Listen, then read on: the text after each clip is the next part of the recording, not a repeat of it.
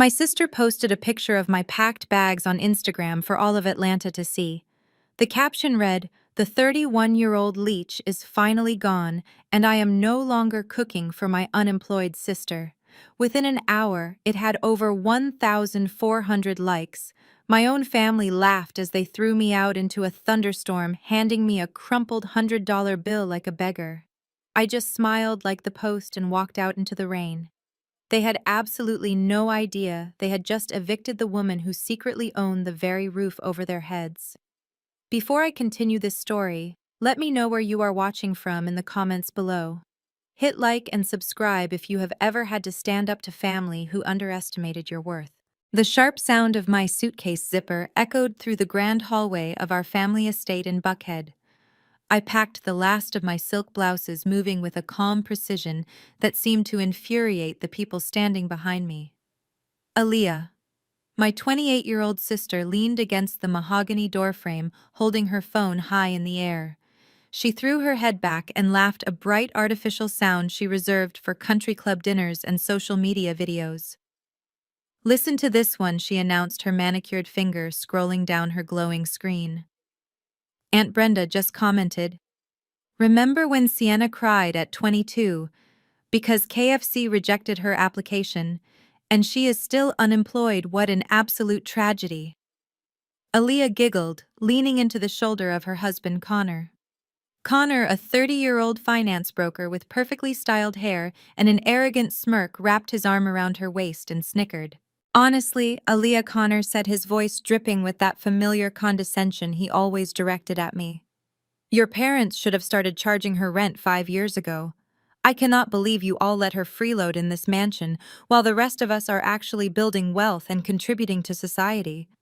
It is exhausting having to support someone who brings absolutely nothing to the table." I closed my suitcase and stood up, smoothing the front of my tailored trousers. I did not raise my voice or defend myself against the white man lecturing me about wealth inside my own childhood home. I simply turned to face my father Harrison, who was standing at the bottom of the sweeping staircase with his arms crossed over his chest. He wore his golf attire, radiating the self-righteous authority of a retired bank executive who cared more about his country club reputation than his eldest daughter. Harrison marched up the remaining stairs and stopped inches from my face. He reached into his pocket, pulled out a crumpled $100 bill, and threw it at my chest. The paper fluttered pathetically to the hardwood floor. "Take a taxi," he sneered, his voice echoing off the vaulted ceiling. "Ever since the day you sat in the kitchen sobbing over failing that fast food management test 9 years ago, I knew you would never carry this family legacy. You are a stain on our name, Sienna. A woman with no drive, no career, and no class. You embarrass your mother and me every time we have to explain why our eldest daughter is still living in her childhood bedroom. Do not call us when you run out of cash." My mother Valerie stood just behind him, clutching her pearl necklace and nodding in agreement. She looked at me not with a mother's love, but with pure social embarrassment. "You need to learn how the real world works, Sienna," she said coldly. "Aaliyah and Connor have a beautiful life because they work hard. You cannot just expect us to carry your dead weight forever." I looked down at the $100 bill resting near my designer heels. I thought about the irony of their accusations. They were lecturing me about hard work and freeloading, completely blind to the reality of their own financial survival. They loved performing black excellence for their church friends and society galas, pretending their wealth was infinite and unshakable. I did not shed a single tear. I did not scream or beg or try to justify my existence to people who were committed to misunderstanding me. Instead, I reached into my pocket and pulled out my phone. I opened Instagram and navigated directly to Aaliyah's public page. I watched the engagement numbers climb on the photo of my luggage. 1,467 likes. I tapped the screen and liked the post myself. I scrolled down to Aunt Brenda's nasty comment about my past failures and liked that too. I even found a comment from my ex-boyfriend Trey saying he had dodged a bullet, and I made sure to like his miserable addition to the pile. Then I slipped my phone back into my pocket and picked up the handle of my suitcase. I walked past my father, ignoring his crumpled money on the floor. I stopped directly in front of Connor, matching his arrogant gaze with absolute icy stillness. "Keep enjoying this house, Connor," I said, my voice dangerously calm. "Keep enjoying it for as long as you possibly can." Connor scoffed, rolling his eyes, but a flicker of confusion crossed his face. I did not wait for his response. I turned my back on all of them and walked out the heavy oak front doors into the pouring rain. The storm was thrashing against the pavement, soaking my clothes instantly, but the cold water felt like a baptism. "Good luck at the homeless shelter," Aaliyah yelled from the dry safety of the porch, her voice carrying over the thunder. I kept walking down the long, circular driveway, my head held high. Just as her cruel laughter rang out again, twin headlights pierced the heavy sheets of rain, cutting through the darkness of the storm, waiting for my arrival. Through the torrential downpour, a sleek custom black Mercedes Maybach glided silently up the winding driveway of the estate. The tires hissed against the wet pavement, coming to a smooth stop right at the edge of the porch steps, where the rain met the marble. The imposing luxury of the vehicle completely dwarfed my father's prized luxury sedan parked nearby. I could feel the sudden shift in the atmosphere behind me. The cruel laughter that had been echoing from the doorway abruptly ceased. I turned my head just slightly to see the expressions on their faces. My father, Harrison, stood frozen with his mouth slightly open, his posture of absolute authority completely shattering in real time. Aaliyah lowered her phone, her eyes wide with shock, trying to comprehend what she was looking at. Connor, who just moments ago had been sneering about my supposed poverty, stepped forward out of the shadow of the doorway, staring at the vehicle with a mixture of confusion and naked envy. The doors of the house remained open, but the absolute silence from my family was deafening over the sound of the rain. The driver's side door of the Maybach opened, and a man dressed in an impeccable tailored charcoal suit stepped out into the storm. He moved with a crisp military precision, entirely unbothered by the severe weather. He opened a large black umbrella and walked briskly around the front of the luxury vehicle, coming to a stop directly in front of me. He completely ignored the stunned audience standing on the porch above us, shielding me entirely from the freezing rain with the umbrella. The water ran off the edges of the canopy, creating a private, quiet space between us, while my family watched in absolute disbelief from the dry porch, unable to process the scene unfolding right in their own driveway. The driver reached out with a gloved hand and took my heavy suitcase effortlessly, sliding it into the spacious trunk of the Maybach. He then stepped over to the rear passenger door and pulled it open, revealing the pristine cream-colored leather interior, illuminated by the soft, ambient lighting of the cabin. "Good evening, boss," he said, his voice clear and professional, carrying easily over the sound of the storm. "The acquisitions you requested have been finalized, and the board is awaiting your arrival at the penthouse." I nodded to him, feeling the immense weight of the past 3 decades finally washing away in the rain. I turned around one last time to face the people who had just thrown me out like garbage. My father took a stumbling step forward into the rain, his golf shoes getting soaked, his eyes darting frantically between me and the uniformed driver. "Sienna," he stammered, his voice stripped of all its previous arrogant power. "What is this? Whose car is this?" I did not answer him. I simply looked down at the driveway. The crumpled $100 bill he had thrown at my chest had blown down the steps and was now floating pathetically in a muddy puddle near my feet. The ink was bleeding into the dirty water, a perfect representation of his hollow conditional love.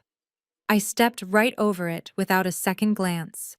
I slid into the luxurious back seat of the Maybach, settling into the soft leather as the heated seats immediately began to warm away the chill of the storm. The driver closed the heavy door with a solid thud, cutting off the sounds of the rain, and my family's panicked, confused voices. Through the tinted rain-streaked window, I watched as Connor rushed to the edge of the porch. His face pale, his arrogant finance bro facade completely dissolving into a look of pure bewilderment. He grabbed Aaliyah's arm, pointing at the license plate of the car, trying to figure out how the sister-in-law he had just mocked for being unemployed was leaving in a vehicle worth more than his entire annual salary. My mother Valerie was clutching her chest, staring at the departing car as if she had just seen a ghost. The engine purred to life, incredibly quiet, but undeniably powerful. As the Maybach slowly pulled away from the curb and navigated down the long driveway, leaving my toxic family standing on the porch in the freezing downpour, I did not look back again. They had made their choice, and I was finally making mine. Inside the quiet sanctuary of the car, the soundproof privacy partition rolled up smoothly, separating me from the driver. The ambient lighting shifted to a calming blue, and I let out a long breath, releasing the final remnants of the girl who had cried over a fast food rejection 9 years ago.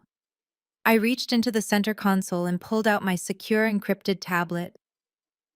The screen illuminated my face, displaying a complex dashboard of global financial markets, real estate portfolios, and corporate acquisitions.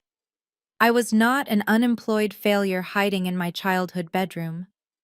I was the anonymous founder and chief executive officer of Apex Holdings, a ruthless and highly successful private equity firm known for aggressively taking over failing businesses and distressed luxury real estate across the country.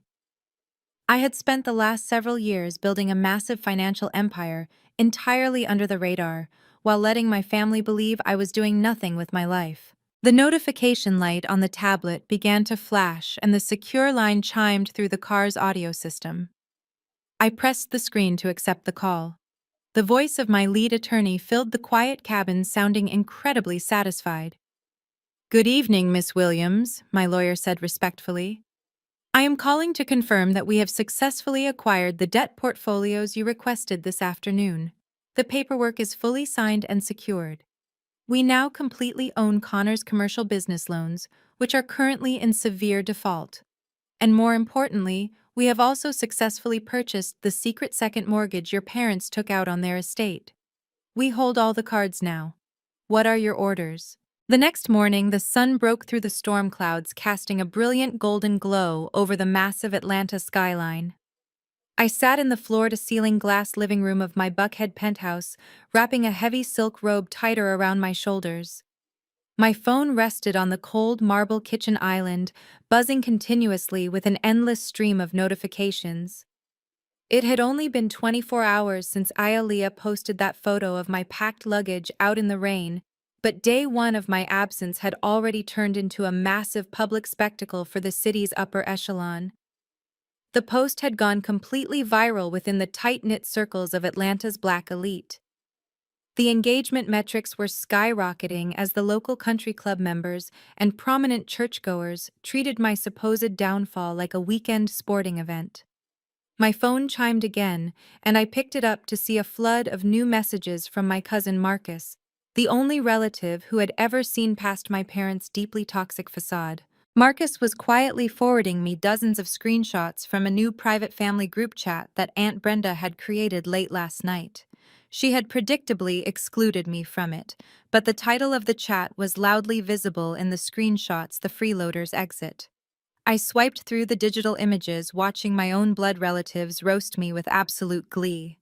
Aunt Brenda had kicked things off with a long, aggressive paragraph about how she always knew I lacked the sophisticated drive required to be a successful Williams woman. She claimed I was a pathetic cautionary tale for the younger cousins, a sad example of what happens when you refuse to hustle and expect handouts. Ayalea responded quickly with rows of laughing emojis, bragging about how much extra space they had now that my cheap clothes were finally out of the guest room. Connor chimed in right after, talking about how my departure would finally stop dragging down the aesthetic of their property value. I read their cruel jokes and blatant disrespect while looking out over the sprawling city I practically owned. They were laughing loudly in a group chat, completely unaware that the silent woman they were mocking held the absolute keys to their entire financial existence. I refreshed Ayalea's public Instagram page, watching the comment section swell to well over 200 responses. The sheer volume of wealthy people reveling in my fabricated misery was astonishing. But it was my mother Valerie's comment that truly captured the massive depth of their shared delusion. Pinned right at the top of the feed for all of her wealthy church friends and charity gala acquaintances to see was a carefully crafted paragraph of pure, manipulative fiction. Valerie wrote a lengthy, deeply passive-aggressive prayer about the burdens of tough love and the necessity of maintaining strict family standards. She publicly thanked God for blessing her with a daughter like Aaliah and a son-in-law like Connor, praising their supposed financial success and their beautiful, flawless marriage. She wrote extensively about how hard it was for a mother to watch her eldest daughter refuse to apply herself in the real world, but declared that Aaliah and Connor's incredible achievements in the competitive finance sector were the true pillars of the Williams family legacy. She was blatantly using my public humiliation to save face, desperately trying to project an unbreakable image of Black excellence to her judgmental peers. Valerie wanted the entire world to believe that she was a long-suffering, saintly mother who had generously housed a lazy child while constantly celebrating her golden daughter and her highly successful white son-in-law. Reading her hollow words, I felt a cold, heavy detachment settle completely over me. My mother was ruthlessly prioritizing her fragile social standing over the reality of what happened in that freezing driveway. She was publicly praising Connor, a man who actively mocked her own flesh and blood, just to maintain the absolute illusion of generational wealth and untouchable status. She was so desperate to protect the family reputation from any perceived flaw that she threw me to the wolves of public opinion without a single second thought. They all needed to intensely believe I was a complete failure, because it made their deeply fabricated lives look significantly more impressive by comparison. They desperately needed someone to look down on, so they would never have to face the terrifying truth of their own empty achievements and mounting failures. I set the phone down on the counter and walked slowly over to the custom espresso machine, the rich, dark aroma of roasted beans filling the quiet, peaceful penthouse. I poured a fresh hot cup and carried it back to my secure tablet, pulling up the raw financial data my aggressive legal team had compiled overnight. I sipped the dark espresso, while my eyes scanned the harsh, terrifying reality of Connor's heavily leveraged life. His flashy finance bro persona, his leased luxury cars, and the expensive designer bags he constantly bought for Aaliah were all built on a rapidly crumbling house of cards. His commercial real estate company was bleeding cash daily, and he had been defaulting on his massive corporate loans for several months. He was drowning deeply in debt, and Apex Holdings now legally owned every single drop of it. I traced my finger over the glowing digital balance showing his imminent, unavoidable bankruptcy, just as a new notification slid across the top of my phone screen. A direct message had popped up, and the name attached to it made my coffee freeze halfway to my lips. It was from Trey, the highly opportunistic ex-boyfriend who had dumped me 5 years ago because he claimed I was far too ambitionless for his fast-paced lifestyle. I opened the direct message, feeling a familiar mix of disgust and amusement wash over me as his harsh words filled the glowing screen. Trey had always been a master of terrible timing and completely unearned arrogance. His message was predictably brutal, lacking any sense of basic human decency or self-awareness. He wrote that he saw Aaliah's Instagram post making the rounds in the local social scene and just had to reach out to gloat about my public downfall. He told me he was incredibly glad he had dodged a massive bullet by dumping me 5 years ago, when I was crying over that fast food rejection. He said it was deeply embarrassing to see a woman in her 30s getting thrown out of her parents' mansion like a stray dog, and that he always knew I lacked the fundamental drive to succeed in the competitive Atlanta landscape. He went on to explicitly warn me not to come crawling back to him or ask him for any kind of personal loan now that I was officially homeless and cut off from the family wealth. He bragged extensively about his current trajectory, claiming his life was on an aggressive upward path that I could never comprehend. Trey typed a long, arrogant paragraph boasting that he was on the absolute verge of closing a massive, life-changing deal. He proudly declared that his new tech startup was about to secure $5 million in angel funding from a highly exclusive private equity firm. He ended the message by telling me to find a cheap apartment and a minimum wage job because the elite circles of the city were now permanently closed to me. I sat there in my luxurious penthouse staring at the pure audacity radiating from the digital text. Trey was puffing his chest out trying to humiliate me while bragging about a $5 million lifeline he desperately needed to keep his fragile company afloat. He was kicking me while he thought I was down, completely oblivious to the reality of the situation. I did not bother typing a reply to his pathetic attempt at asserting dominance. I simply took a screenshot of his message, saved it to my secure folder, and tossed the phone onto the plush sofa. An hour later, my driver pulled the Maybach up to the gleaming glass and steel skyscraper that housed the global headquarters of Apex Holdings. I walked through the towering double doors of the lobby, my heels clicking sharply against the polished Italian marble floor. The security personnel and front desk staff immediately stood straighter, offering quiet, respectful greetings as I bypassed the main reception and stepped into my private, dedicated elevator. The high-speed lift shot up to the 40th floor, opening directly into my expansive corner office. The space was a fortress of modern corporate power, featuring panoramic floor-to-ceiling windows that offered a commanding, majestic view of the entire financial district. My executive assistant, a highly efficient and ruthlessly organized woman named Claire, was already waiting by my massive mahogany desk. "Good morning, boss," she said, handing me a thick leather-bound portfolio containing the daily briefing and the final schedule for the upcoming investment quarter. I took a sip of the freshly brewed green tea she had prepared and opened the portfolio, scanning the complex financial documents with practiced speed. Claire pointed to a specific tab indicating an urgent matter regarding the angel funding division. She explained that the investment committee had highly recommended a promising new tech startup for our latest $5 million venture capital initiative, but they needed my final executive signature to approve the massive payout and release the funds. I flipped to the financial profile of the desperate company, begging Apex Holdings for a financial lifeline. My eyes scanned the executive summary, the heavily fabricated user acquisition metrics, and the artificially inflated revenue projections before landing squarely on the name of the founder and chief executive officer. It was Trey's startup, the exact same man who had just messaged me an hour ago to brag about his imminent $5 million funding deal and mock. My supposed homelessness was sitting entirely at my mercy. His entire future, his heavily leveraged company, and his bloated ego were completely dependent on the signature of the woman he had just called an ambitionless stray dog. A low, genuine laugh escaped my lips, echoing through the quiet, cavernous space of my corner office. It was the most poetic, absurd twist of fate imaginable.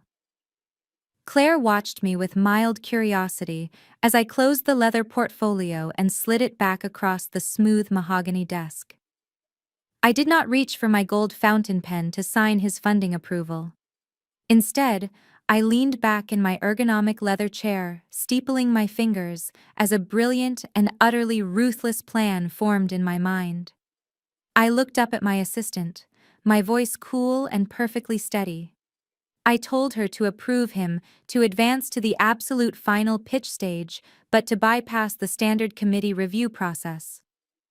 I explained that I wanted to handle this specific acquisition personally. Claire nodded, jotting down the strict instructions on her tablet. She asked when she should schedule the final meeting for him to present to the board, assuming I wanted to bring him into the corporate headquarters. I smiled, feeling the delicious heavy weight of the power I held over every single person who had ever wronged me. "Tell Mr. Trey his final pitch to the CEO will be this Saturday night," I instructed softly. "At my sister's brand launch gala in Buckhead." The next morning, the reality of day 2 set in, but not for me. Miles away from my tranquil penthouse, Connor was currently drowning in a sea of his own making. He sat in his overly expensive, heavily leased corner office in Midtown, sweating through his custom-tailored designer shirt. His hands were trembling as he gripped the edge of his glass desk, staring blankly at the massive, sprawling skyline he pretended to conquer. The speakerphone sitting between his shaking hands was practically vibrating with the frantic, panicked screams of his senior accountant. The man on the other end of the line was losing his mind, explaining how the floor had completely fallen out from underneath their entire commercial real estate operation. Connor had spent the last 3 years playing the role of the highly successful finance bro, infiltrating Atlanta's black elite by projecting an image of untouchable wealth. But his entire portfolio was built on toxic commercial loans and massive leverage. Now the bill had come due. The accountant was shouting that a highly aggressive shadow firm named Apex Holdings had swooped in overnight and bought up every single one of Connor's defaulted loans from the regional banks. They were not restructuring the debt, and they were not offering any grace periods. The legal notice sitting in Connor's inbox was a brutal, terrifying demand for the immediate repayment of $4 million in liquid cash. If he failed to transfer the funds within the week, Apex Holdings would seize his entire company, his leased luxury vehicles, and every single personal asset he had tied to the business. Connor felt the air leaving his lungs. His perfectly crafted world of country club memberships and exclusive golf outings was violently imploding. He loosened his silk tie, gasping for breath as the accountant begged him to figure out a solution before they were all facing federal bankruptcy court and potential fraud investigations. He ran his hands through his perfectly styled hair, ruining the expensive product as pure panic set in. For years, he had mocked me at family dinners, acting like a financial genius while secretly moving debt from one shell company to another. He had looked down on my father Harrison while simultaneously bleeding the family dry to maintain his own pathetic illusions of grandeur. Now the invisible hand of Apex Holdings was tightening around his throat, squeezing the life out of his fake empire. The $4 million demand was not a negotiation, it was an execution order. Connor slammed his fist down on the glass desk, terminating the call in a fit of absolute helpless rage, knowing he was trapped. Right at the peak of his terrifying spiral, the heavy oak door of his office swung open, and Aaliyah strolled in, completely oblivious to the financial apocalypse happening around her. She was wearing a brand-new $5,000 quilted Chanel bag, draped casually over her shoulder, her hair freshly blown out and her makeup absolutely flawless. She dropped a shopping bag onto the leather sofa and sighed dramatically, running a hand down her expensive silk dress. She immediately began to complain about me rehashing the events of the driveway, as if throwing her own sister out into the rain was a massive inconvenience to her daily schedule. "Can you believe the nerve of Sienna?" Ayalaya whined, pacing the floor of his office.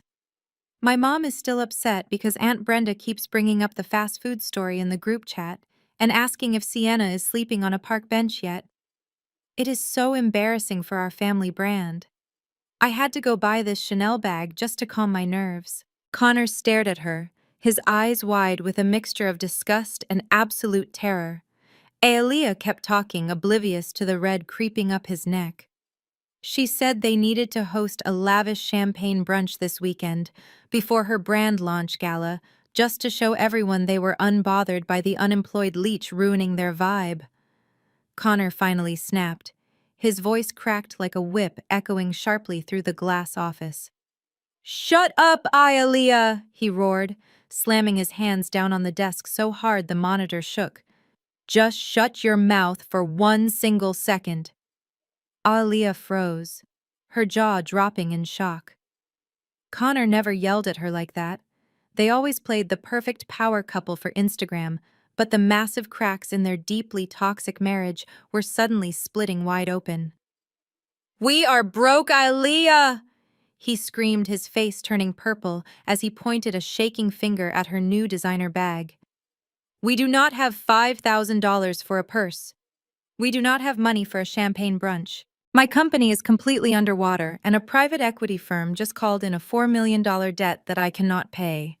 If I do not find the money by this weekend, they are going to liquidate everything we own, including the car you drove here in." Aaliyah stared at him horrified as the reality of her fake, luxurious lifestyle began to violently shatter into a million irreparable pieces.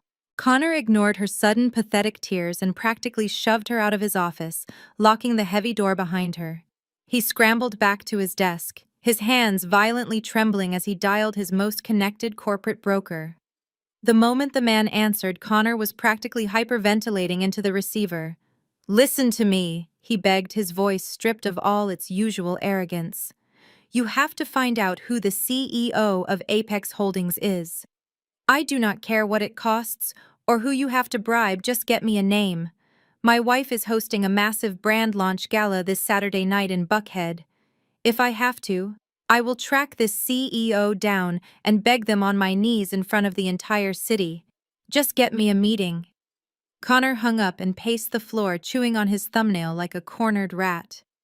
20 agonizing minutes later, his phone buzzed. It was the broker. Connor snatched it up, his heart hammering against his ribs, demanding an answer. The broker sighed heavily into the phone. "The CEO is a total ghost, Connor. Nobody knows their name. But their legal team just confirmed something. They will be attending your wife's gala this Saturday night to finalize a few acquisitions." Connor closed his eyes, a desperate, pathetic smile creeping onto his face, as he thought he actually had a chance to save himself. On the third day, the illusion of black excellence began to rot from the inside out, starting with my mother, Valerie. She was sitting on the sun-drenched patio of the most exclusive country club in Atlanta, surrounded by 5 of her wealthiest church friends. Valerie was wearing a pristine white linen suit, sipping a mimosa and holding court at the center of the table. She was leaning in close to the other women, lowering her voice to a theatrical whisper as she completely assassinated my character for the entertainment of her social circle. Valerie told them all about the dramatic scene in the driveway, exaggerating every detail to make herself look like a long-suffering martyr who had finally drawn a boundary with a lazy child. She proudly announced that she had thrown me out into the rain because she simply could not allow my lack of ambition to poison the pure success of her golden daughter Aaliyah and her brilliant son-in-law Connor. The other women nodded sympathetically, sipping their drinks and praising Valerie's tough love approach. They told her she was incredibly brave for maintaining such high standards and protecting the Williams family legacy from my supposed failures. Valerie soaked up their validation like a sponge, her chest puffing out with absolute pride.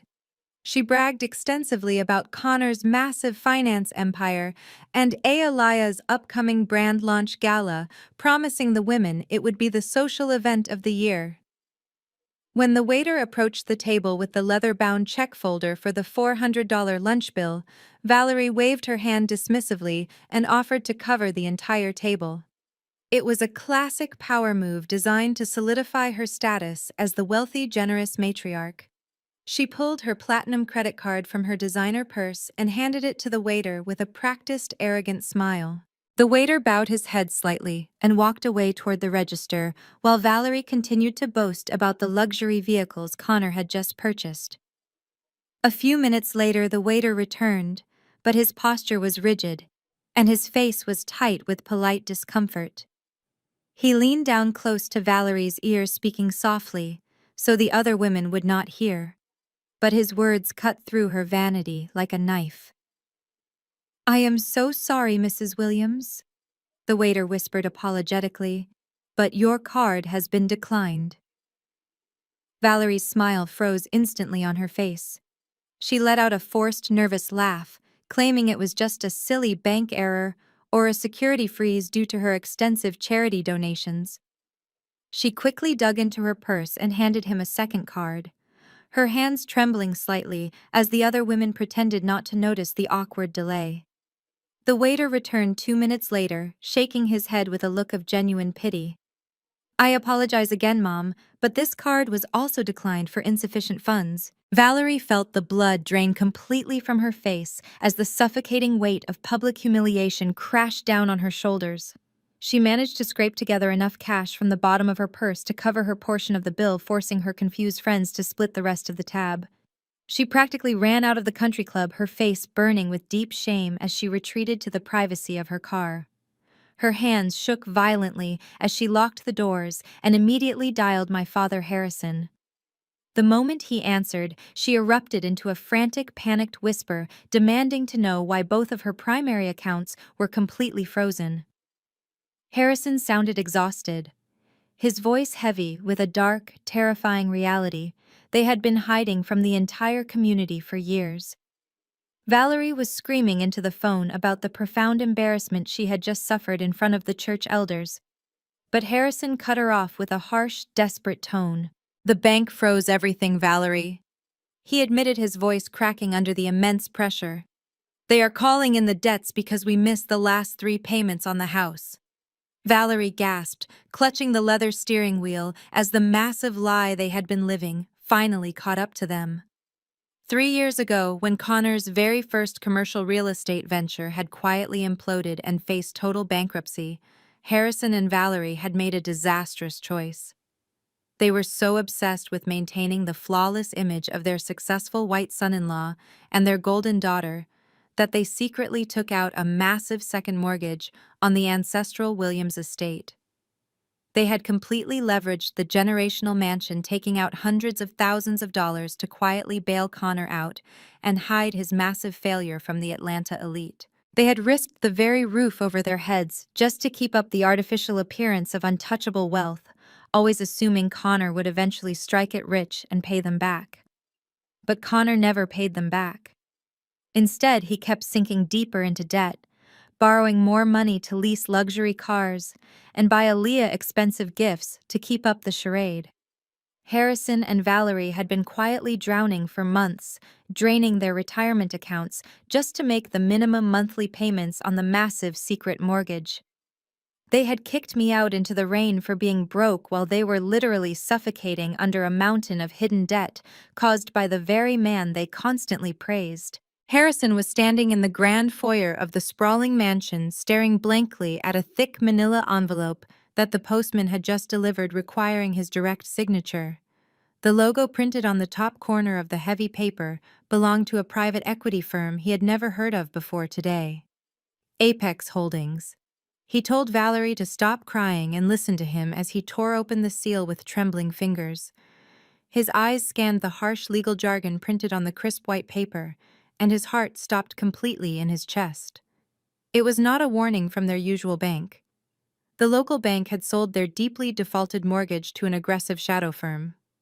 Harrison read the document and felt his knees go weak as he relayed the terrifying news to his hysterical wife.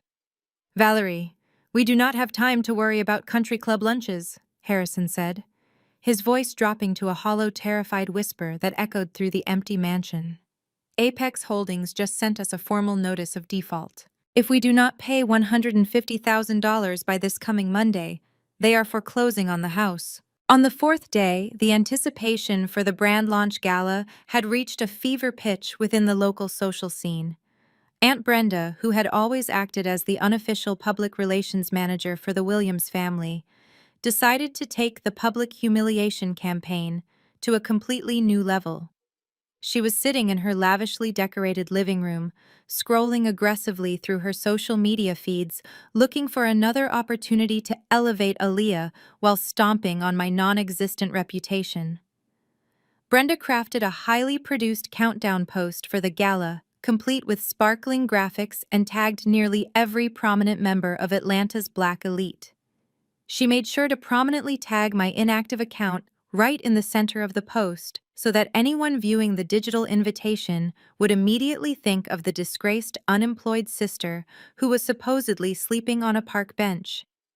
The caption she typed out was dripping with her signature brand of toxic, self-righteous arrogance. She wrote a lengthy paragraph praising Aaliyah and Connor for their massive financial success, claiming they were the absolute pinnacle of young wealth and generational prosperity.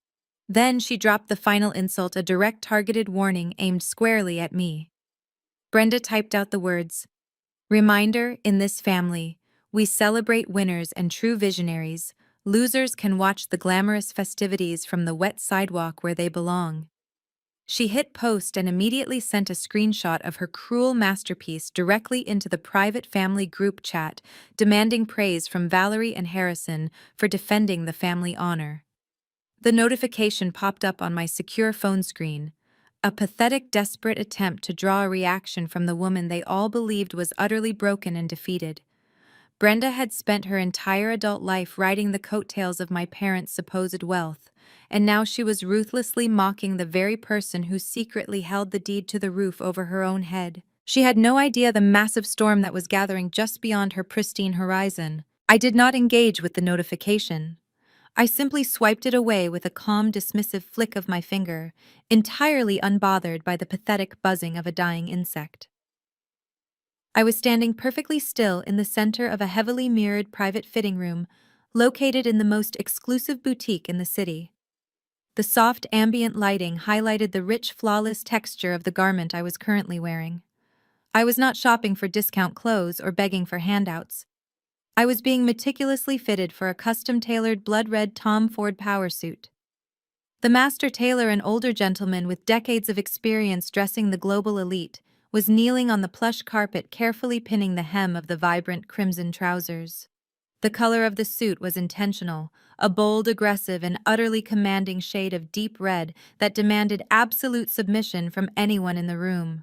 It was the color of a predator ready to strike. The structured shoulders of the blazer cut a sharp, intimidating silhouette, contrasting perfectly with the crisp white silk blouse underneath. The tailor worked in reverent silence, adjusting the highly structured fabric to fit my frame with absolute terrifying perfection. As he smoothed the lapel of the expensive blazer, I looked at my reflection in the trifold mirrors. The woman staring back at me was a relentless force of nature, a highly calculated corporate titan who had built an empire from the ashes of her family's constant rejection. I adjusted the gold cufflinks on my sleeves, feeling the heavy, solid weight of my own self-made success.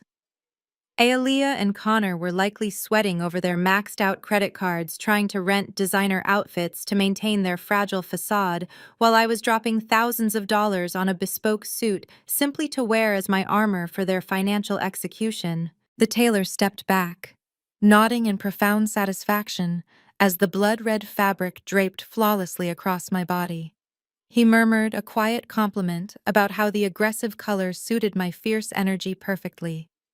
I thanked him, handing his assistant an exclusive black card to cover the exorbitant cost without even glancing at the final receipt.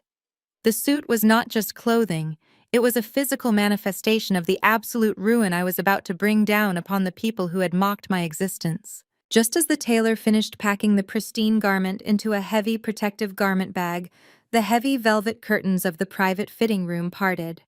My lead corporate attorney walked in flanked by a silent security detail carrying a sleek leather briefcase. He approached me with a somber, deeply respectful expression, recognizing the absolute gravity of the moment. He opened the briefcase and placed two crisp legal documents onto the glass table, resting in the center of the room. One was the formal asset seizure warrant for Connor's completely bankrupt commercial real estate company. The other was the final eviction notice for my parents' heavily leveraged ancestral estate. I reached into the inner pocket of my bag and retrieved a heavy gold fountain pen. The cool metal felt perfect against my skin as I smoothly uncapped it. I leaned over the glass table and signed my name with bold, sweeping strokes, legally finalizing the absolute destruction of their fake empire. The attorney gathered the signed paperwork, carefully sliding the devastating documents back into his leather briefcase. He looked up at me, adjusting his glasses with a strictly professional demeanor. He asked quietly if he should have the local bailiffs deliver the eviction notice and the asset seizure warrant to them today, ready to execute the legal orders immediately. I looked at my reflection one last time, adjusting the collar of my shirt, as a slow, chilling smile spread across my face. No, I told him, my voice dropping to a smooth, dangerous whisper that echoed slightly in the mirrored room. Hand deliver them to me. I will be the postman tomorrow night. I want to look directly into their eyes when they realize the unemployed sister they threw into the rain is the exact same person holding the absolute keys to their total ruin. The lawyer nodded slowly, a look of deep understanding crossing his face as he handed the sealed envelopes directly into my waiting hands. The next morning, Trey stepped out of a leased luxury sedan, A desperate attempt to look the part of a successful entrepreneur even though the payments were draining his last remaining bank account. He tilted his head back to stare up at the towering glass facade of the Apex Holdings skyscraper. He adjusted the lapels of his tailored suit, a piece of clothing he had maxed out 2 different credit cards to purchase just for this specific meeting. His heart was pounding with the kind of frantic, greedy anticipation that only comes from a desperate man who believes he is about to become incredibly wealthy. He walked through the sliding glass doors of the grand lobby carrying a sleek leather briefcase that contained the heavily fabricated financial projections for his failing tech startup. Trey muttered his pitch under his breath as he crossed the polished marble floor, flashing an arrogant smile at the security guards who silently directed him to the private executive elevator. He rode the high-speed lift to the 40th floor, watching the city of Atlanta shrink beneath him, feeling an absolute rush of unearned superiority. He was finally going to sit across from the mysterious billionaire CEO of Apex Holdings and secure the $5 million angel investment that would catapult him into the elite circles of the city. When the elevator doors glided open, Trey stepped out into the pristine modern reception area, expecting a red carpet. Welcome. Instead, he was met by the cold, calculating gaze of Sienna's executive assistant Claire. She sat behind a massive curved desk, radiating the kind of intense corporate authority that immediately made Trey's arrogant smile falter. He approached her desk, clearing his throat to announce his arrival, but Claire did not even look up from her monitor. She simply raised one perfectly manicured finger, forcing him to stand there in awkward silence for 2 full, agonizing minutes. Trey shifted his weight nervously, his sweaty palms leaving damp marks on the handle of his expensive briefcase. He was used to charming his way through business meetings, but the icy atmosphere of the Apex executive floor was entirely immune to his fake charisma. She let him sweat for another moment, letting the heavy silence of the room press down on his fragile ego before she finally decided to address him. Claire slowly turned her attention to him, her expression completely devoid of any warmth or welcome. Claire folded her hands on the desk and looked Trey up and down, taking in his expensive suit and his desperate, eager posture. She knew exactly who he was, and exactly how much pleasure her boss was going to take in destroying him. Mr. Trey. She began, her voice smooth and strictly professional. I am the executive assistant to the chief executive officer, and you are here for the final review of your $5 million funding request. Trey nodded enthusiastically, stepping forward and placing his briefcase on her desk, ready to launch into the pitch he had spent all night memorizing. He opened his mouth to speak, but Claire held up her hand again, stopping him dead in his tracks. The CEO has already reviewed your numbers, Mr. Trey, she said flatly.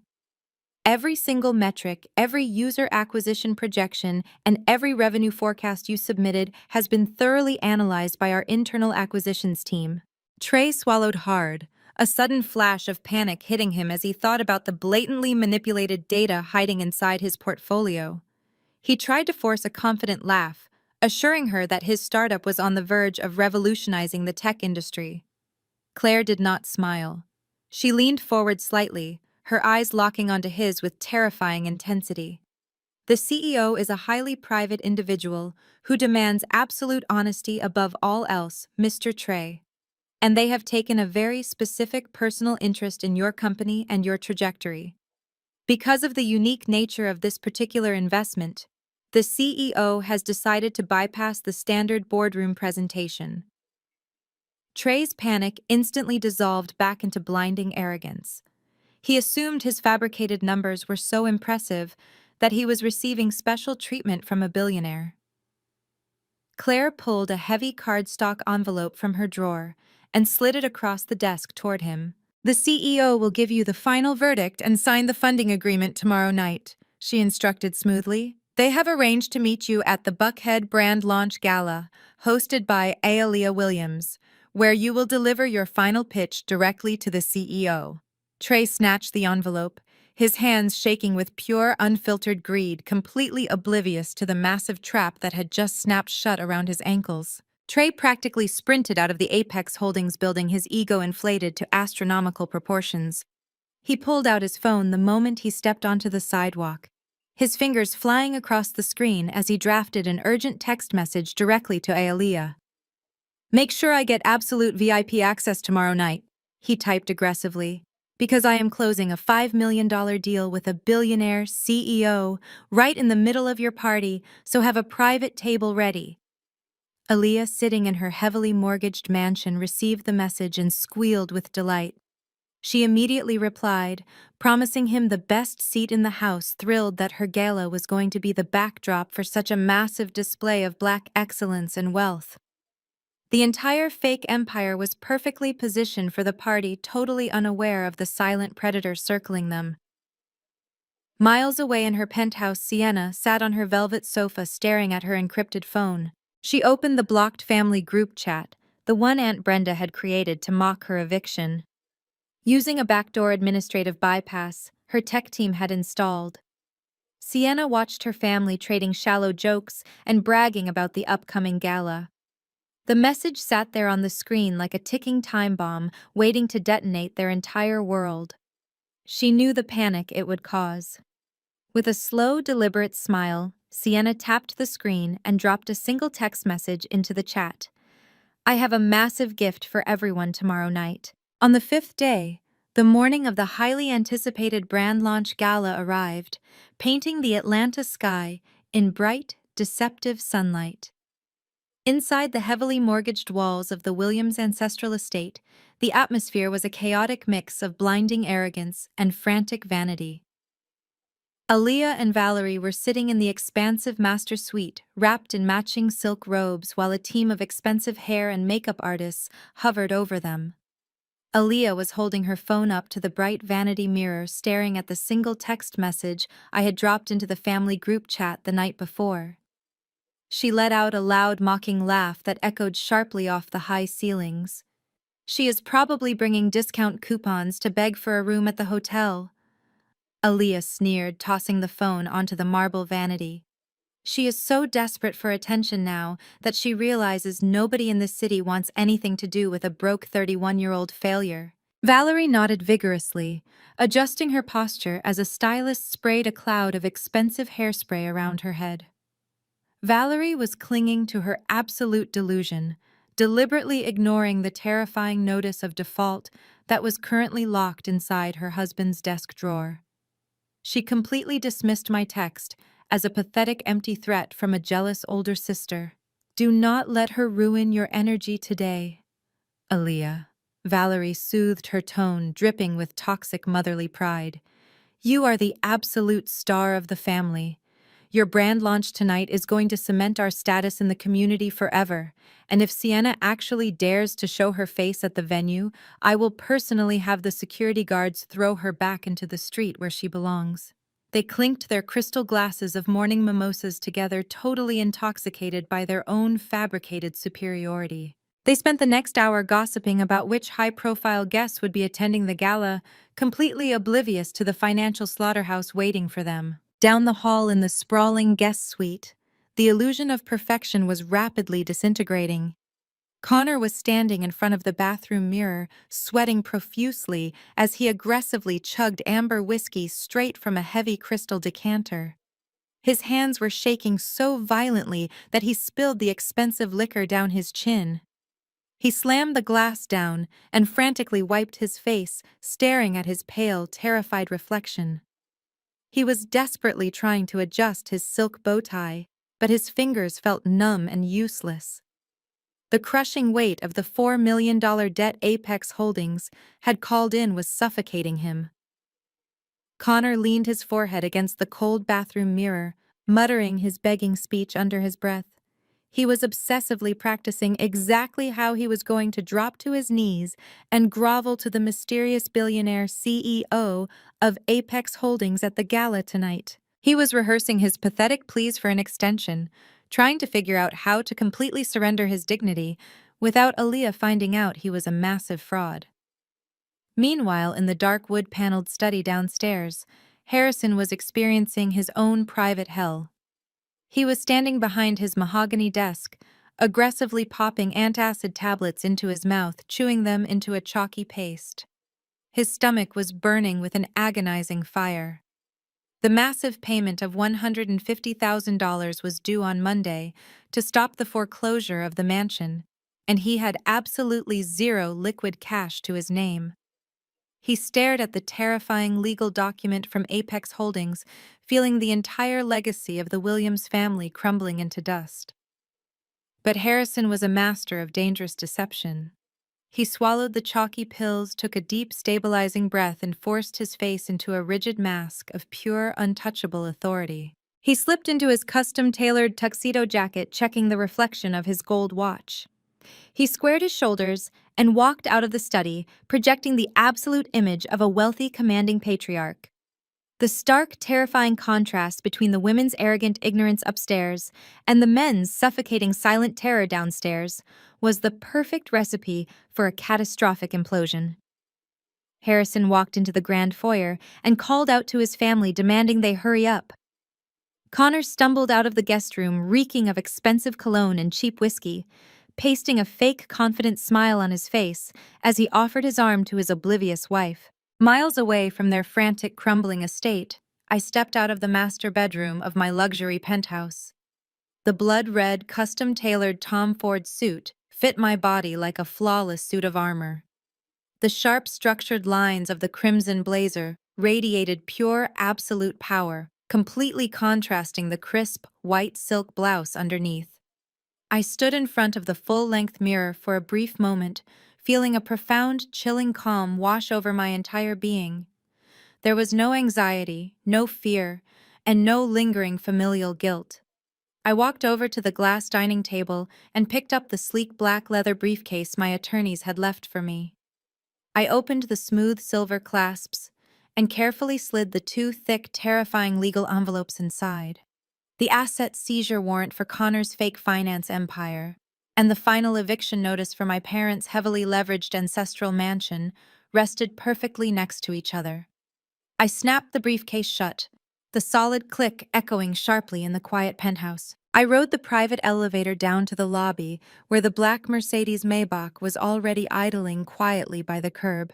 My driver opened the rear door, bowing his head respectfully as I slid into the luxurious cream leather interior. The heavy door closed with a solid thud, cutting off the sounds of the bustling city outside. I settled into the seat and placed the briefcase, resting it securely on my lap. My driver looked back at me through the rearview mirror, waiting for my command to head to the Buckhead Gala. I looked out the tinted window, a slow, dangerous smile spreading across my face. "Take the long way," I told him, my voice smooth and merciless. Let them enjoy their final hour of royalty. The grand ballroom of the five-star Buckhead Hotel was a breathtaking display of excessive wealth and desperate social climbing. Massive crystal chandeliers hung from the vaulted ceilings, casting a warm golden light over the sea of designer gowns and custom tuxedos. Atlanta's political heavyweights and the absolute elite of the Black business community were all gathered in one room, clutching flutes of vintage champagne and exchanging superficial pleasantries.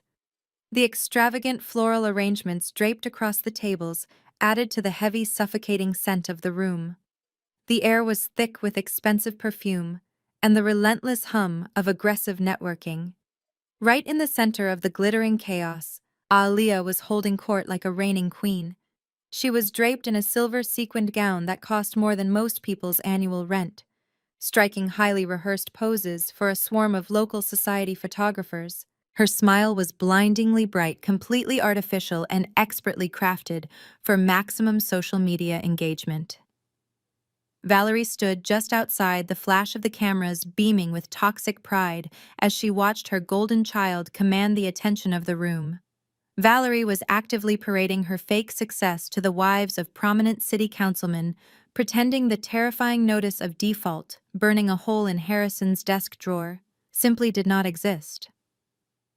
Meanwhile, stationed strategically near the towering champagne pyramid, Aunt Brenda was fulfilling her role as the family megaphone. She was wearing an obnoxious feathered dress and speaking at a volume designed to ensure everyone within a 10-foot radius could hear her toxic gossip. Brenda was leaning in close to a group of wealthy church ladies aggressively whispering the highly exaggerated story of my departure from the family estate. She bragged about how Valerie and Harrison had finally kicked the lazy 31-year-old dead weight to the curb, proudly declaring that the Williams family brand was now completely purged of any embarrassing failures. She laughed a loud, cackling sound, claiming that I was probably sitting in a cheap diner somewhere, crying over my ruined life, while my younger sister cemented her status as Atlanta royalty. The women around Brenda clucked their tongues in fake sympathy, secretly thrilled by the messy family drama, completely unaware that the very foundation of the Williams empire was built on a crumbling mountain of unpaid debt. Just as Brenda's gossip reached its peak, Trey swaggered through the grand entrance of the ballroom, acting as though his name was already etched onto the side of a skyscraper. He was wearing a velvet tuxedo jacket that he had definitely put on a high-interest credit card, projecting the supreme unearned confidence of a man who believed he was mere hours away from becoming a multimillionaire. Trey grabbed a glass of champagne from a passing waiter and immediately began working the room aggressively, handing out his sleek black business cards to anyone who made eye contact. He was loudly boasting to a group of local investors that his tech startup was currently in the final stages of closing a massive $5 million angel funding deal with an ultra-exclusive private equity firm. He puffed his chest out, claiming the mysterious billionaire CEO of Apex Holdings had taken a personal interest in his visionary brilliance and was attending the gala specifically to hand him a life-changing check. Trey caught sight of Aaliyah across the room and raised his glass to her, flashing a conspiratorial grin completely blinded by his own astronomical hubris. But while Trey was riding high on a total fabrication, Connor was physically suffocating under the crushing weight of impending ruin. The white finance bro was standing near the grand entrance, his face pale and slick with a cold, terrified sweat. He kept tugging violently at his silk bow tie, feeling like it was literally choking the life out of him. Connor ignored the political elites and the wealthy socialites pacing frantically back and forth near the main reception desk. He practically lunged at the lead concierge, slamming his hands down on the polished mahogany counter. His voice was a desperate, shaking whisper as he begged the confused hotel employee to check the VIP guest list for the 10th time. He pleaded with the staff to tell him if the representatives from Apex Holdings had arrived yet, his eyes darting wildly around the crowded ballroom. He desperately needed to intercept them before his massive fraud was exposed to his wife and her judgmental parents.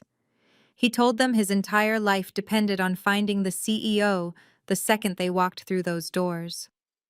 The concierge frowned, pulling back slightly from Connor's frantic, manic energy, and calmly stated that no one under the name of Apex had checked in with reception yet. Connor wiped the dripping sweat from his forehead, his breathing growing ragged and shallow as the terrible reality of his $4 million defaulted loan screamed in his mind.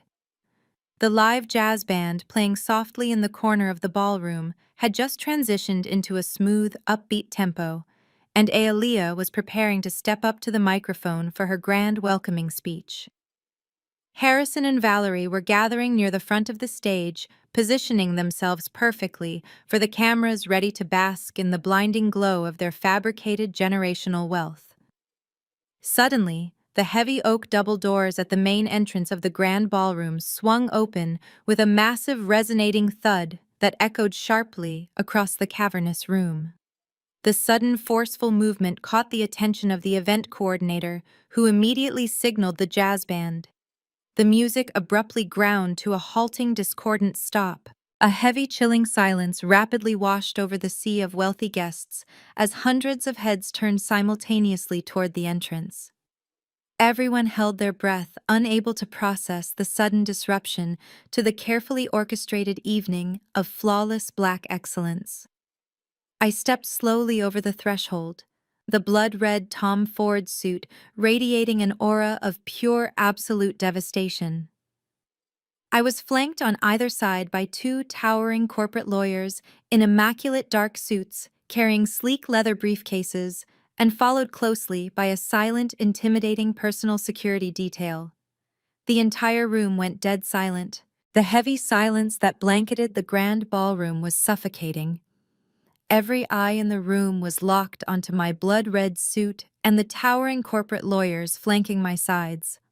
The sheer magnitude of the disruption had paralyzed the Atlanta elite. Aaliyah's face contorted from stunned disbelief into blinding rage. She stomped across the polished marble floor, her heavy silver-sequined gown dragging behind her like a storm cloud. Her heels clicked aggressively as she closed the distance between us, her eyes wide with toxic fury. "Who let you in here?" Aaliyah hissed, her voice trembling with venom and embarrassment. She stopped a few feet away from my security detail, pointing a shaking manicured finger at my face. "This is a highly exclusive VIP event, not a charity kitchen. You have some serious nerve showing up here in a rented suit trying to ruin the most important night of my life. You are a pathetic, unemployed leech, and you are not going to embarrass me." Aaliyah turned wildly toward the perimeter of the room, frantically waving her arms. "Security," she yelled, her voice echoing off the crystal chandeliers. "Get over here right now and throw this trash out into the street." From the sidelines, Aunt Brenda pushed her way to the front of the crowd, her feathered dress rustling loudly. Brenda let out a sharp, malicious cackle that cut through the tense atmosphere. She clapped her hands, looking around at the wealthy socialites trying to control the narrative. "Oh my goodness, look at this desperate display!" Brenda mocked loudly, ensuring every politician and business owner in the room could hear her gossip. Valerie and Harrison finally kicked her to the curb, so now she is crashing high society parties to get a free meal. "Somebody check her pockets before she leaves." Brenda laughed aggressively, nudging a nearby guest's shoulder. "She is just a bitter 31-year-old failure trying to steal the spotlight." Aaliyah crossed her arms over her chest, glaring at me with supreme, unearned arrogance. "You heard her." "Sienna?" Aaliyah sneered. "You do not belong in this building, let alone this ballroom. You are nothing but a joke to this entire family, so turn around and walk your broke self out that door before I have you physically dragged out in front of the entire city." Two massive hotel security guards immediately detached themselves from the walls of the ballroom, stepping forward to answer Aaliyah's frantic demands. They approached with heavy, intimidating strides, their hands resting on their utility belts, ready to forcefully remove the uninvited guest who was disrupting the glamorous evening. My personal security detail immediately shifted their stance, stepping smoothly in front of me and my corporate lawyers, forming an impenetrable human wall of tailored dark suits. The tension in the room spiked to a dangerous level as the hotel guards realized they were facing off against highly trained executive protection agents. Aaliyah smirked, deeply satisfied with the escalating hostility, believing she was about to watch me get violently thrown out of the luxury venue. But before the hotel guards could issue a verbal warning, a sudden frantic commotion erupted near the rear service doors of the grand ballroom. The general manager of the five-star hotel, a distinguished older man in an immaculate tuxedo, was practically sprinting across the vast expanse of the marble floor. His face was pale and slick with a terrified cold sweat, his perfectly polished shoes sliding slightly as he desperately rushed toward the main entrance. He waved his arms frantically at his own security personnel, shouting at them to stand down immediately. The general manager shoved his way violently through the crowd of wealthy socialites, entirely abandoning his usual refined composure. He grabbed the two massive security guards by their shoulders, physically pushing them aside and ordering them to back away. Aaliyah saw the general manager approaching, and her arrogant smile widened. She assumed he was rushing over to personally apologize to her for the security breach and to handle my humiliating eviction himself. "Finally, some actual customer service," Aaliyah complained loudly, stepping directly into the manager's path, blocking his way to me. "You need to fire whoever was working the front doors tonight because this woman is a total fraud. She is trespassing on my private event, and I want her escorted off the property immediately. She is harassing my family." The general manager did not even look at Aaliyah. He completely ignored her existence, as if she were nothing more than a minor, annoying obstacle. He brushed right past her silver sequined gown, leaving her standing there with her mouth hanging open in absolute shock. He stopped directly in front of my security detail, taking a deep, ragged breath to steady his racing heart. The general manager straightened his posture and stepped forward with extreme deference that shattered the reality of everyone watching. He planted his feet together and bowed a deep, respectful 90 degrees, his gaze fixed firmly on the floor. "Good evening, Mrs. Williams," the manager said, his voice projecting clearly across the dead-silent ballroom, carrying a tone of absolute submission. "Please accept my profound apologies for the unacceptable behavior of my staff. The private executive boardroom has been fully prepared for your acquisitions meeting tonight. Madam Chairman, the entire hotel is at your disposal." The words hung in the air like an earthquake. Ayalaya's jaw dropped, her eyes bulging, as she stared at the manager bowing to the sister she had just called a homeless leech. The collective gasp from the elite crowd sucked all the oxygen out of the room. Standing near the entrance, Connor felt the blood violently drain from his head. His hands shook uncontrollably as his eyes locked onto the sleek black leather briefcase held by the towering corporate lawyer standing at my right side. The crystal glass of whiskey slipped from Connor's numb fingers, crashing down onto the marble floor and shattering into pieces. Embossed perfectly in pure gold lettering across the front of the briefcase was the unmistakable razor-sharp logo of Apex Holdings. The sharp sound of Connor's shattered whiskey glass echoing across the silent marble floor did absolutely nothing to penetrate the thick wall of pure ignorance surrounding my ex-boyfriend. While the rest of the wealthy political elite and the terrified family members were completely paralyzed by the sight of the Apex Holdings logo gleaming on my lawyer's briefcase, Trey remained utterly oblivious to the massive power shift that had just occurred in the room. He had been standing near the back of the grand ballroom, aggressively networking and drinking expensive champagne, completely convinced that tonight was the night he would finally become a multimillionaire. Trey heard the sudden silence spreading through the venue and assumed it was just some dramatic family argument flaring up, exactly the kind of pathetic scene he expected from Ayalea and her supposedly broke older sister. He adjusted his velvet tuxedo jacket, puffed out his chest, and began to confidently push his way through the frozen crowd of Atlanta socialites. He elbowed past prominent city councilmen and wealthy business owners entirely focused on the towering corporate lawyers standing near the grand entrance. Trey saw the expensive tailored suits, the imposing security detail, and the general manager bowing, and immediately concluded that the mysterious billionaire investors he had been desperately waiting for had finally arrived at the gala. He marched right past Valerie, who was still clutching her chest in horror, and shoved his way past Ayalea, who was staring at the hotel manager in absolute silent shock. Trey did not even bother to look at my face or register the blood-red power suit I was wearing. His greedy eyes were locked entirely on the lead corporate attorney carrying the sleek black briefcase. Trey stepped directly into the center of the tense standoff, flashing a blinding, arrogant smile that reeked of unearned confidence and desperate ambition. He smoothed his silk tie and projected his voice loudly across the silent ballroom, making sure everyone in the vicinity could hear him closing his massive deal. "Excuse me, gentlemen," Trey announced, his tone dripping with false corporate bravado as he addressed my legal team while completely ignoring my existence standing right next to them. "My name is Trey, and I was told by the executive assistant at the corporate headquarters this morning that I was scheduled for a final pitch meeting tonight. I am here to see the CEO of Apex Holdings to finalize my $5 million acquisition." The sheer audacity of his completely blind arrogance hung heavily in the suffocating quiet of the ballroom. My security detail did not flinch, and my corporate lawyers simply stared at him with expressions of cold, calculated pity.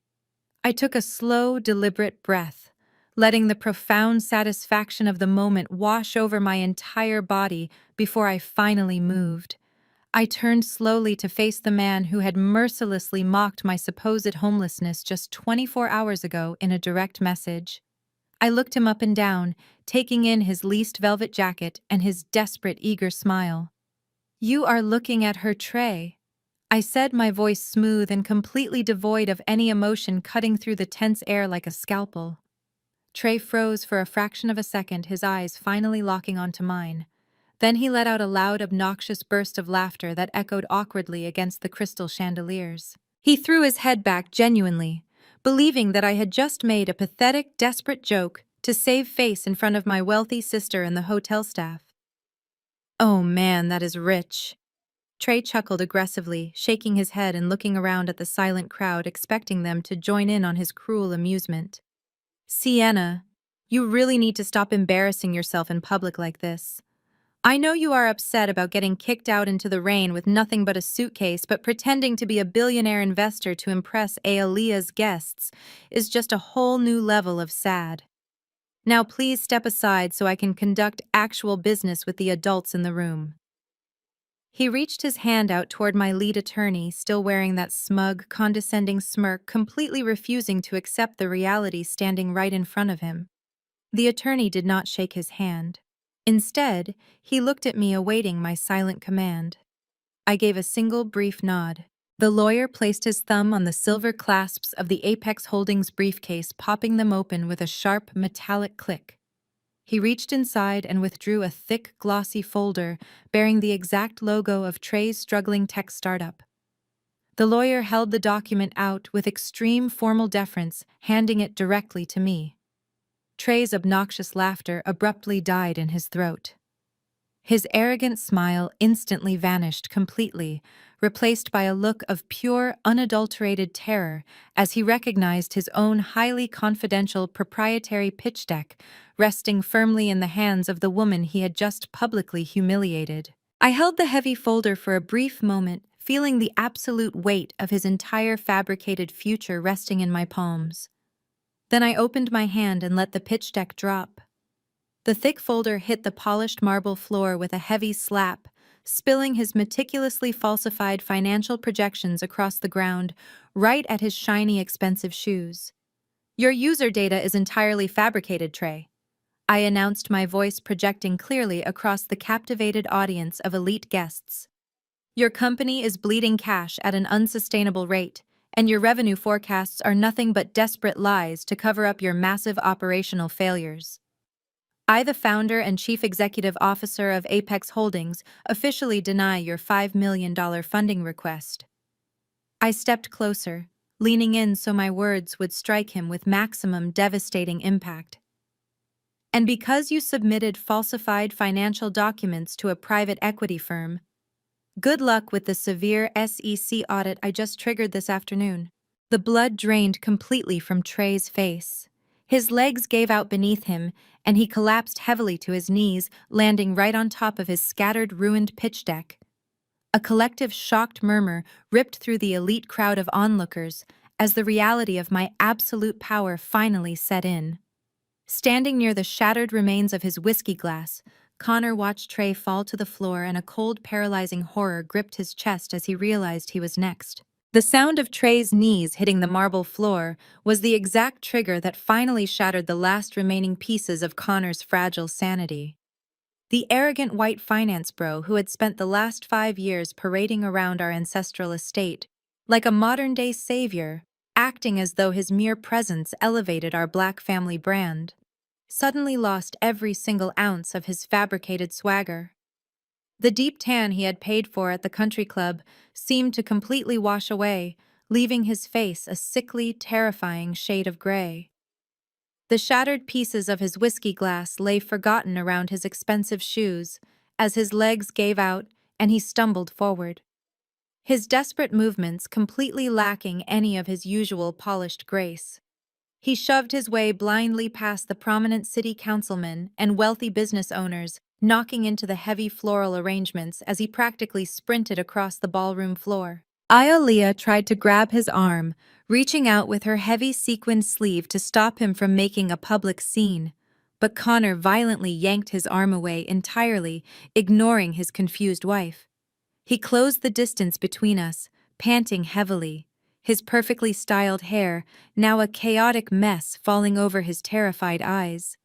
The towering corporate lawyers flanking me tensed immediately, ready to signal the security detail, but I raised one single finger, instructing them to stand down and let the desperate man approach. Connor did not puff his chest out or try to intimidate me.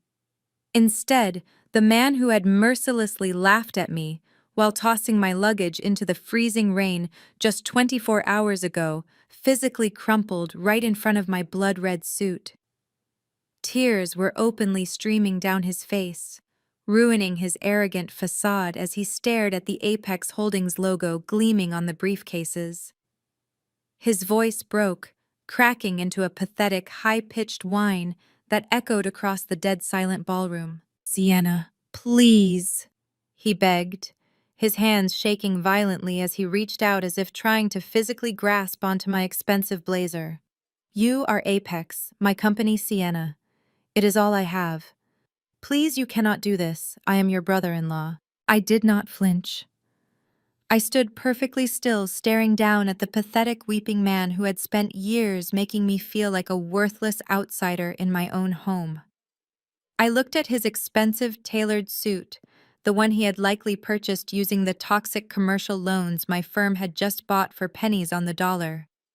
The entire room was watching, holding their collective breath, as the wealthy white son-in-law, who had always acted superior to everyone in our community, was now begging a self-made black woman for his financial survival. I did not feel an ounce of pity or familial obligation. I simply felt the cold, hard satisfaction of absolute justice. "You have a very short memory, Connor," I said, my voice smooth and merciless, carrying easily over his pathetic sobs. "Just last night you were standing in the hallway of my parents' mansion laughing while my luggage was thrown into a thunderstorm. You looked me dead in the eye and proudly declared that I should have been charged rent 5 years ago because I was nothing but a useless freeloader draining your resources."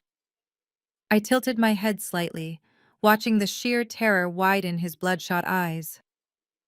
"Well, that is incredibly funny, Connor, because I just officially froze all your corporate accounts." The crowd gasped, a collective wave of shock rippling through the wealthy onlookers. Connor let out a choked, desperate sound, clutching his chest as if he were having a physical heart attack. I leaned in closer, ensuring every single politician and business rival in the room could hear the absolute truth about his fake empire.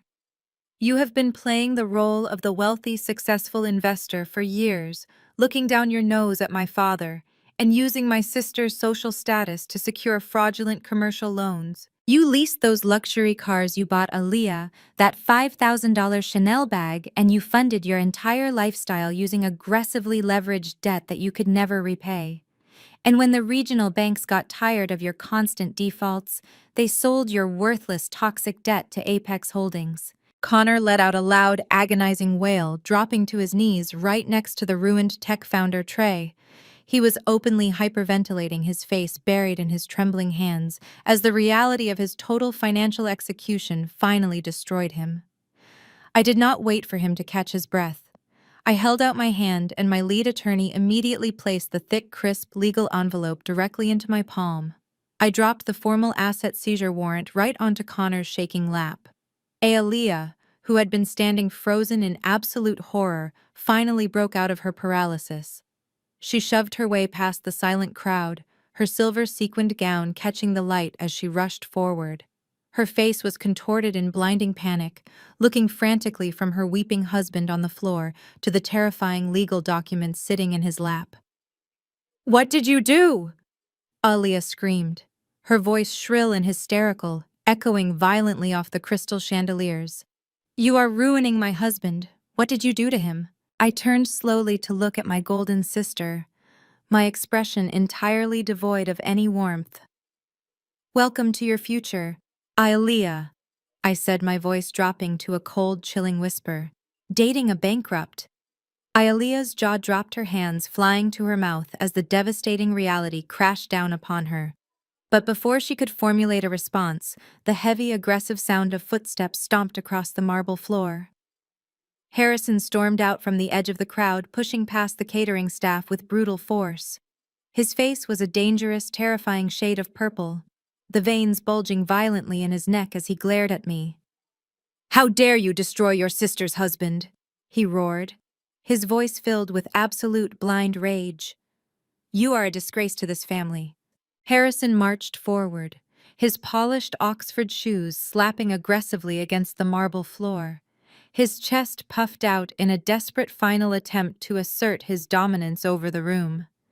He stopped inches from my security detail, completely ignoring the two men sobbing on the floor, his eyes blazing with a toxic mix of fury and deep-seated humiliation. Behind him, Valerie was frantically pushing her way through the stunned crowd of Atlanta elite. Her pristine white linen suit rumpled her face, a mask of absolute frantic panic. She clutched her pearl necklace so tightly, her knuckles were white, her eyes darting wildly between the influential church friends she had just been lying to and the devastating scene unfolding around her golden daughter. The carefully constructed facade of the Williams family legacy was violently imploding in real time, and they were completely powerless to stop it.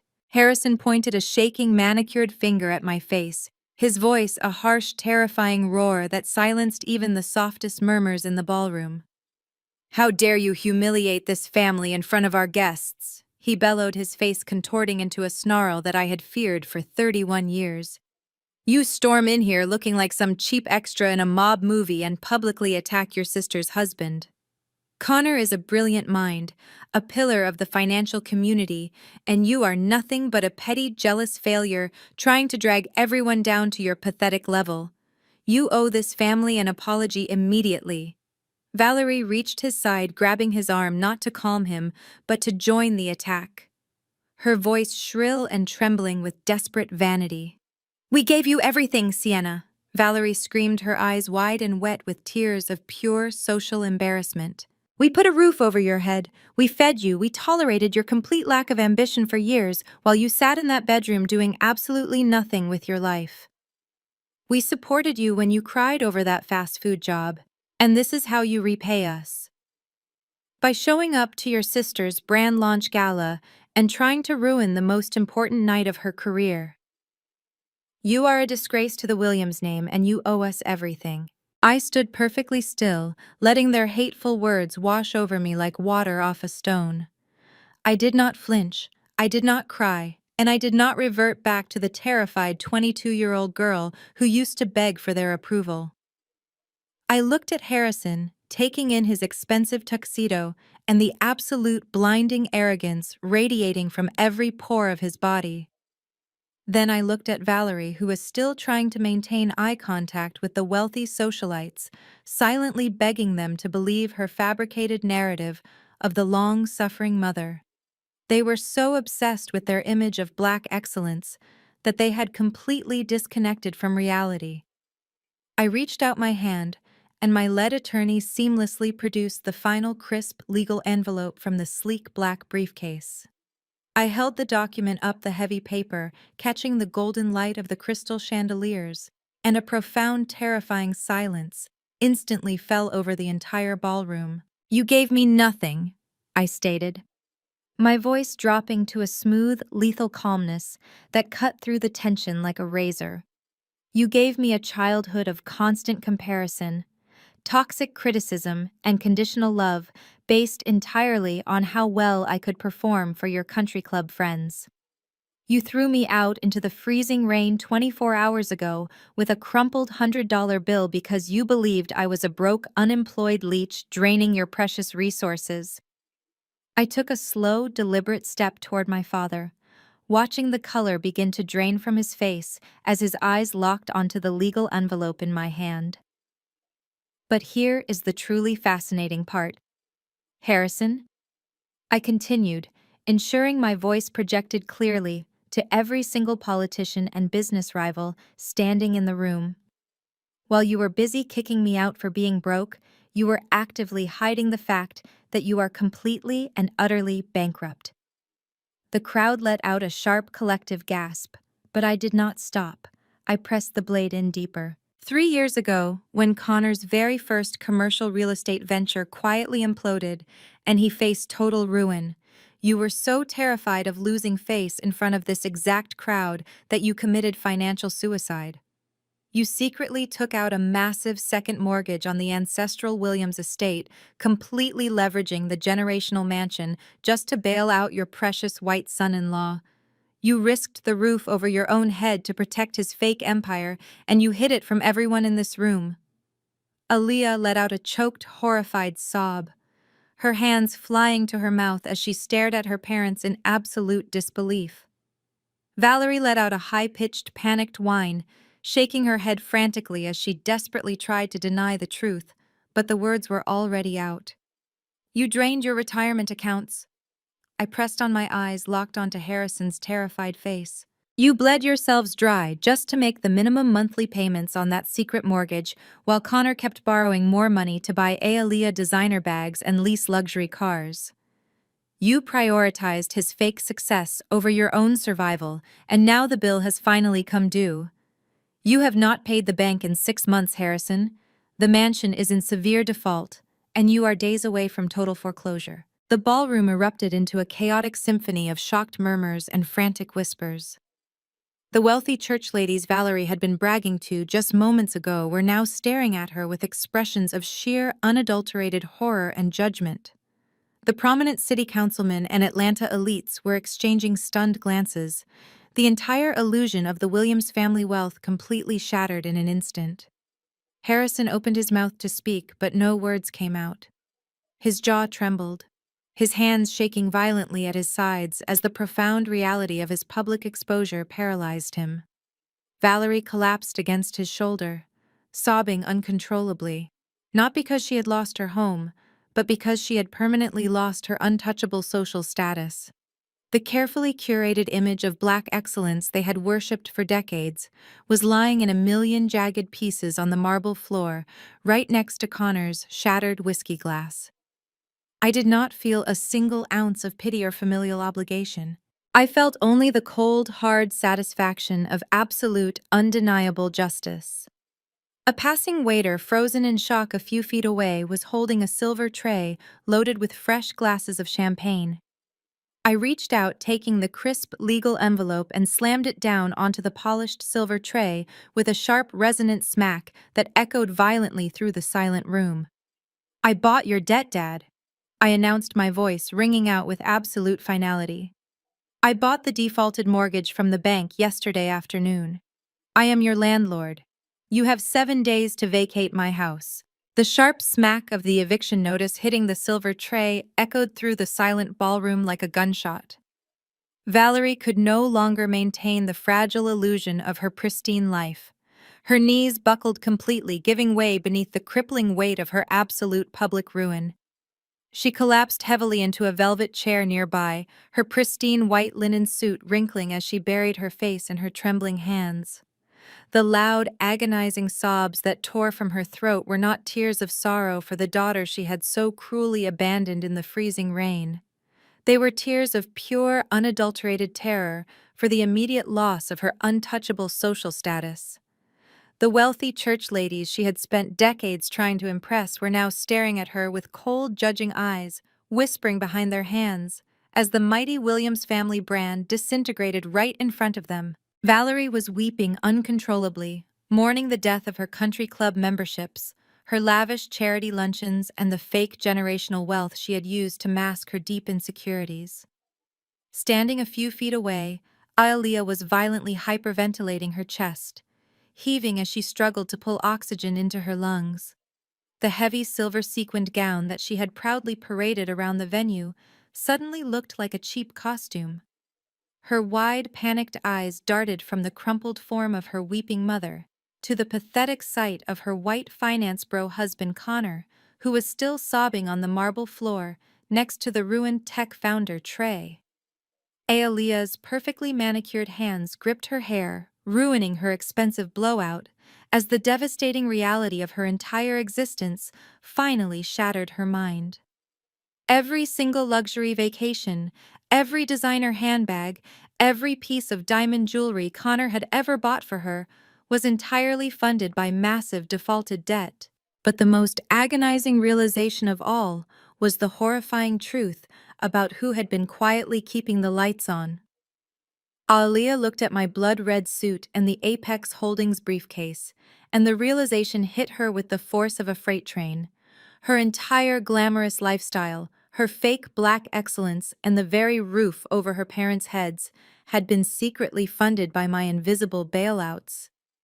The unemployed sister she had mercilessly mocked on Instagram, the woman she had proudly tossed into the street had been the sole financial pillar preventing their total destruction for 3 entire years. Aaliyah gasped for air, her knees knocking together as she realized that her supreme arrogance had directly caused her own execution. She had kicked her actual landlord out of her own house just to post a cruel joke on the internet, and now she was going to be completely homeless because of it. The golden child was choking on the bitter ash of her own supreme vanity, staring at the terrifying consequences of her lifelong cruelty, while her mother wailed loudly in the background, mourning their total social death. While the immediate family was trapped in the center of the ballroom, completely paralyzed by their very public financial slaughter. My eyes scanned the perimeter of the shocked crowd. I was looking for the one person who had eagerly fanned the flames of my humiliation just 24 hours ago. Standing near the towering champagne pyramid, Aunt Brenda was desperately trying to make herself invisible. The loud, obnoxious woman who had spent her entire evening aggressively gossiping about my supposed downfall was now frantically attempting to escape the blast radius of the Williams family explosion. Brenda was shrinking her posture, clutching her cheap purse against her chest as she tried to quietly shuffle backward into the dense crowd of stunned politicians and business owners. The malicious cackle she had used to mock my arrival was completely gone, replaced by the wide, terrified eyes of a cornered rat desperately trying to flee a sinking ship. She thought she could simply slink out the side doors and distance herself from the toxic fallout, pretending she had never been a part of the cruel campaign against me. I was not going to let her escape into the shadows.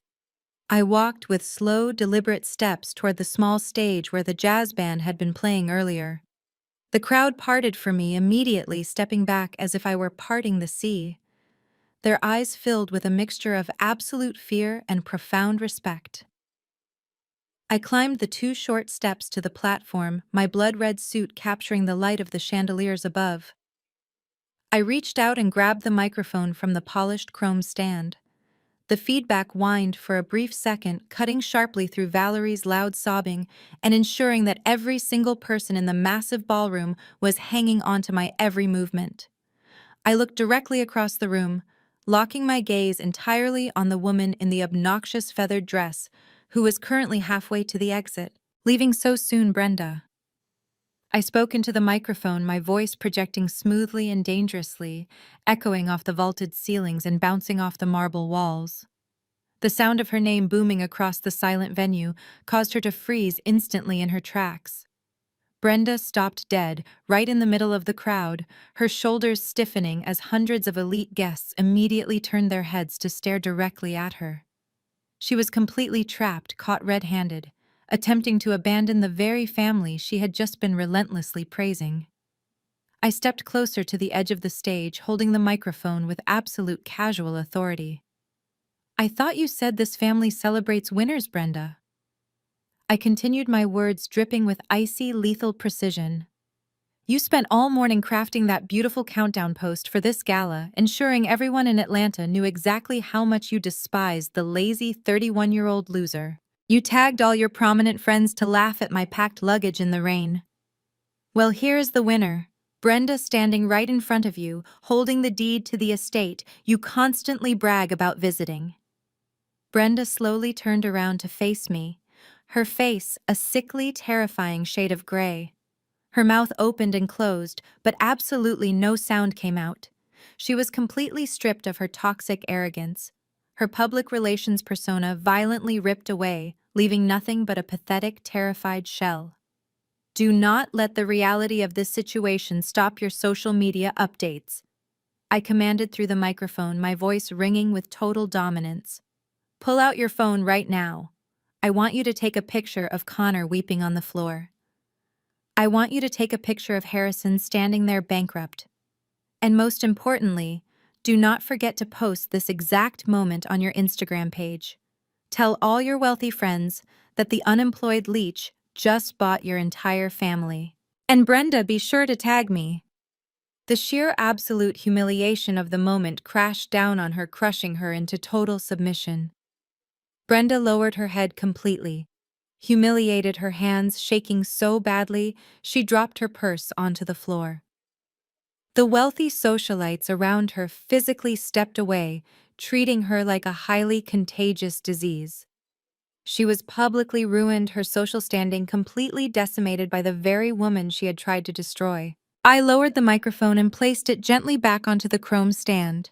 The quiet thud, finalizing the absolute destruction of their fabricated world.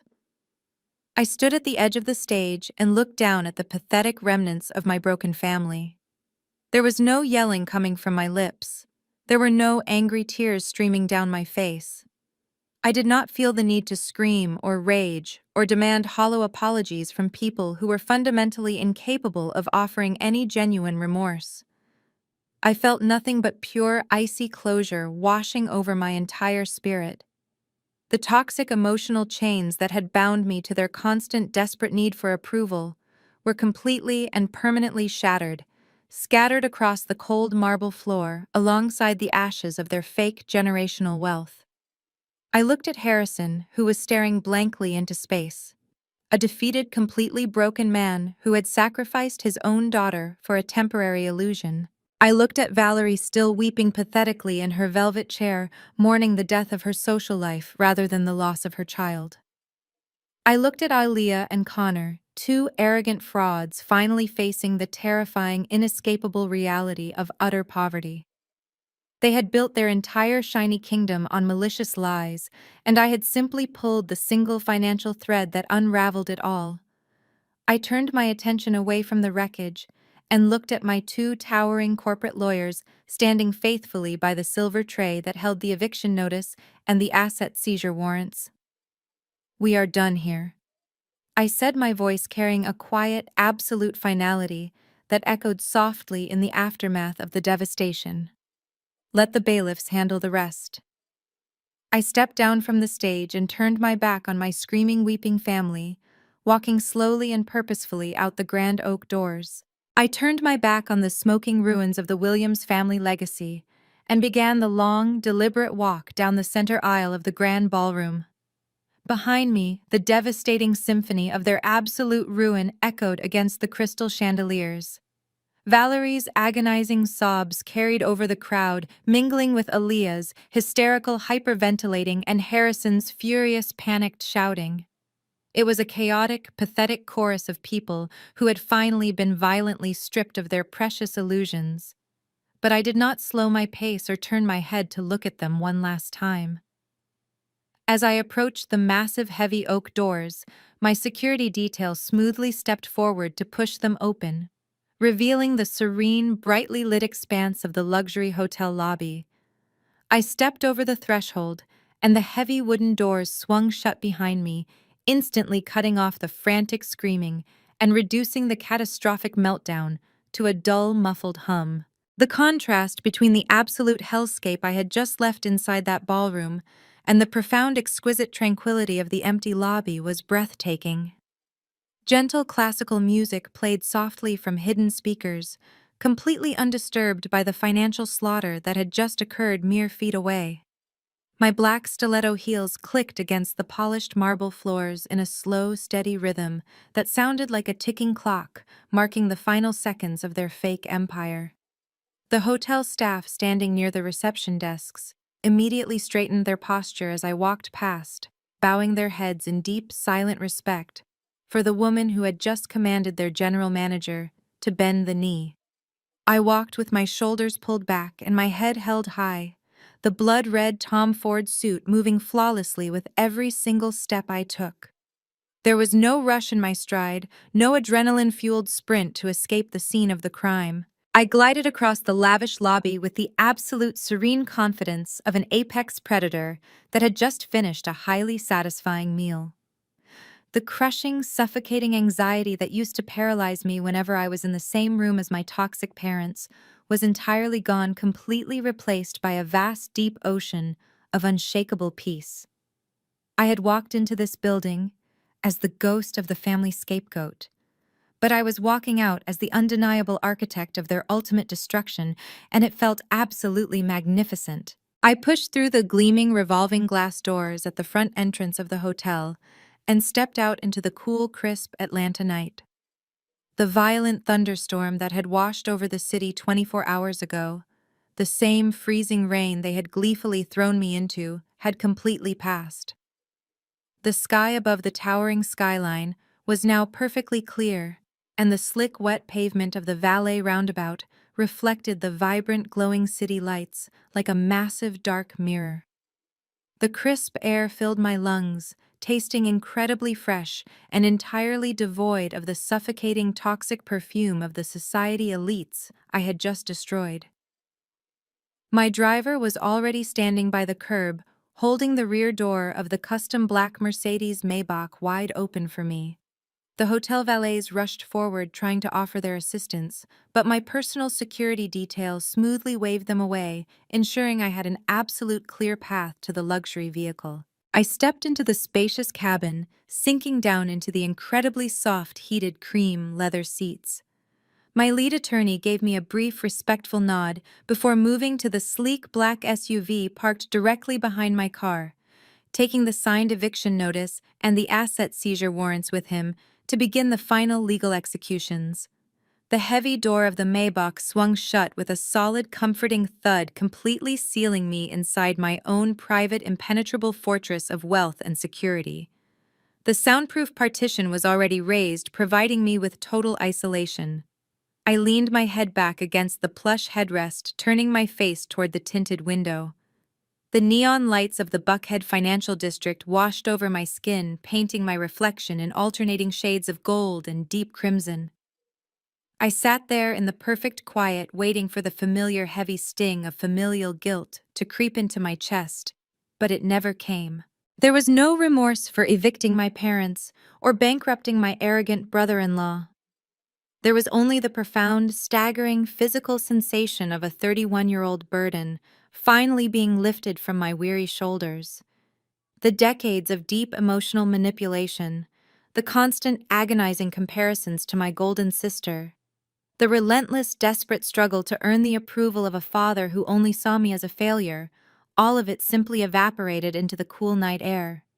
I was completely and utterly free from the crushing weight of their fake black excellence, and I had never felt lighter in my entire life. I looked at the reflection of my own calm, satisfied face in the dark glass of the luxury vehicle, completely at peace with the absolute devastation I had just unleashed upon the people who shared my blood. I pressed the intercom button connecting me to the front cabin of the silent waiting car. "Take me home," I instructed my driver, my voice perfectly smooth and carrying the effortless weight of total victory. The powerful engine of the Maybach purred to life, incredibly quiet, but undeniably dominant, as the long black car smoothly pulled away from the curb and merged into the glowing Atlanta traffic, leaving the luxury hotel and the shattered remains of the Williams family entirely behind me. Just as the car merged onto the highway, the encrypted smartphone resting on the empty leather seat next to me began to vibrate aggressively. The sharp, relentless buzzing cut through the deep silence of the cabin. The dark screen suddenly illuminated, casting a bright, harsh light across the soft cream leather. I glanced down and watched as the notifications began to rapidly stack up on the locked display, pouring in at a frantic, desperate pace. The screen flashed violently with a continuous stream of familiar names lighting up the dark interior of the car. Aaliyah, Harrison, Valerie, Connor. The begging had officially begun. The next morning arrived with a brilliant, blinding clarity that seemed to wash away decades of heavy, toxic smog. Golden sunlight poured generously through the massive floor-to-ceiling windows of my Buckhead penthouse, illuminating the sleek, modern furniture and casting long, elegant shadows across the pristine hardwood floors. The city of Atlanta stretched out infinitely beneath me, completely oblivious to the absolute seismic shift that had occurred within its elite social circles just hours before. I woke up naturally, without the harsh, jarring sound of an alarm, feeling a profound, deep-seated peace radiating through every single fiber of my being. The heavy, crushing anxiety that usually accompanied my mornings, the deeply ingrained fear of not being enough, of failing to meet Harrison's impossible standards or Valerie's shallow social metrics had completely evaporated into the crisp morning air. I slipped out of the luxurious silk sheets of my king-sized bed, wrapping a plush cashmere robe tightly around my shoulders. My bare feet moved silently across the cool marble of the master bathroom and out into the expansive open-concept kitchen. I walked with the slow, measured grace of a woman who had finally reclaimed her entire existence. I pressed a hidden button on the smart home console, and the soft, intricate melodies of a Bach cello suite began to drift smoothly from the hidden surround sound speakers. The rich, complex music filled the quiet, cavernous space, creating a perfect atmosphere of absolute, untouchable tranquility. I walked over to the custom kitchen island and began the precise, methodical process of brewing a pour-over coffee. I measured the expensive, dark-roasted beans with careful, exact movements, grinding them perfectly before slowly pouring the steaming hot water over the fresh grounds in a slow, mesmerizing spiral. The rich, dark aroma of the coffee bloomed in the quiet penthouse, mixing flawlessly with the classical music echoing off the glass walls. I stood there simply breathing in the morning, watching the dark liquid slowly drip into my favorite ceramic mug, completely present in the beautiful, serene reality I had built with my own two hands. It was a morning of pure, unadulterated triumph, a quiet celebration of my hard-won independence and absolute total freedom from their suffocating grip.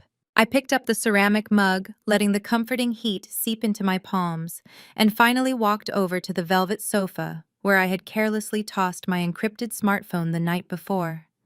The device lay there silently, its dark screen hiding the desperate, frantic chaos of the people I had just ruined.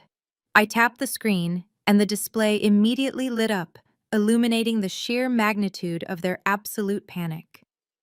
A bright red notification bubble hovered aggressively over my call log, displaying the staggering number 57. 57 missed calls from the exact same people who had practically laughed while pushing me out into a freezing thunderstorm just a few days ago. The names stacked up on the glowing screen in a continuous, desperate pattern. Harrison, Valerie, Aelia, Connor, and even a few panicked calls from Aunt Brenda, who was clearly terrified of being included in the financial slaughter. I tapped on the voicemail icon and selected the most recent message left by my mother Valerie, just 3 hours ago in the dead of night. Her voice crackled through the phone speaker, thick with heavy dramatic sobs and the unmistakable sound of sheer, suffocating terror. "Sienna, please pick up the phone," Valerie wept, her voice stripped of all its usual polished country club arrogance.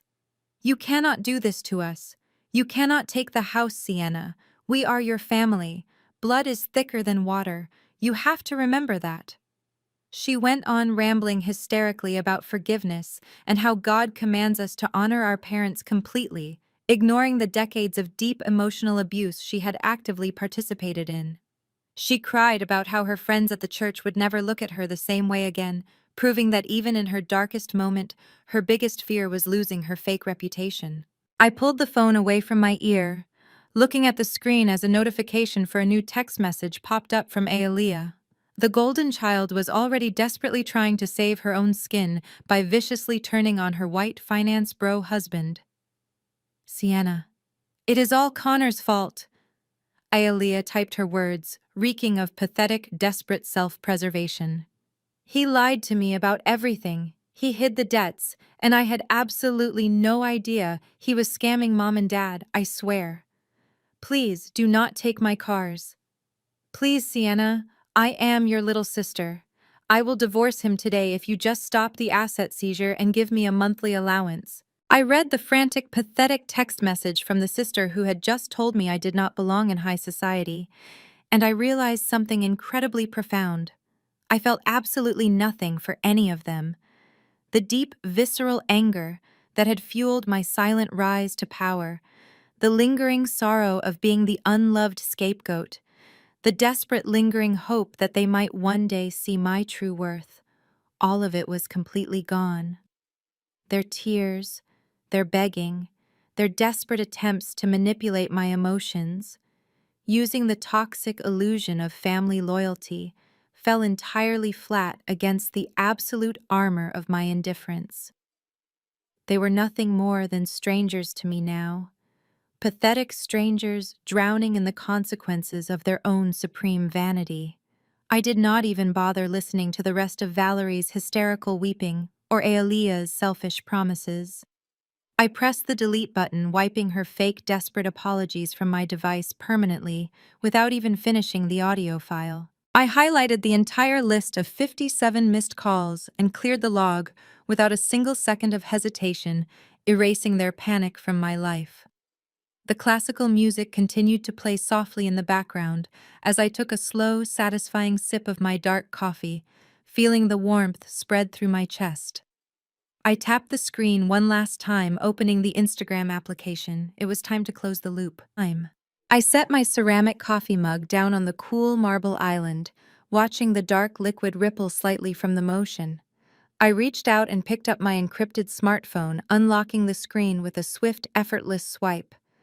The notification center was an absolute chaotic graveyard of broken egos and shattered pride. 57 missed calls stacked in a glowing red column, representing hours of relentless, frantic dialing.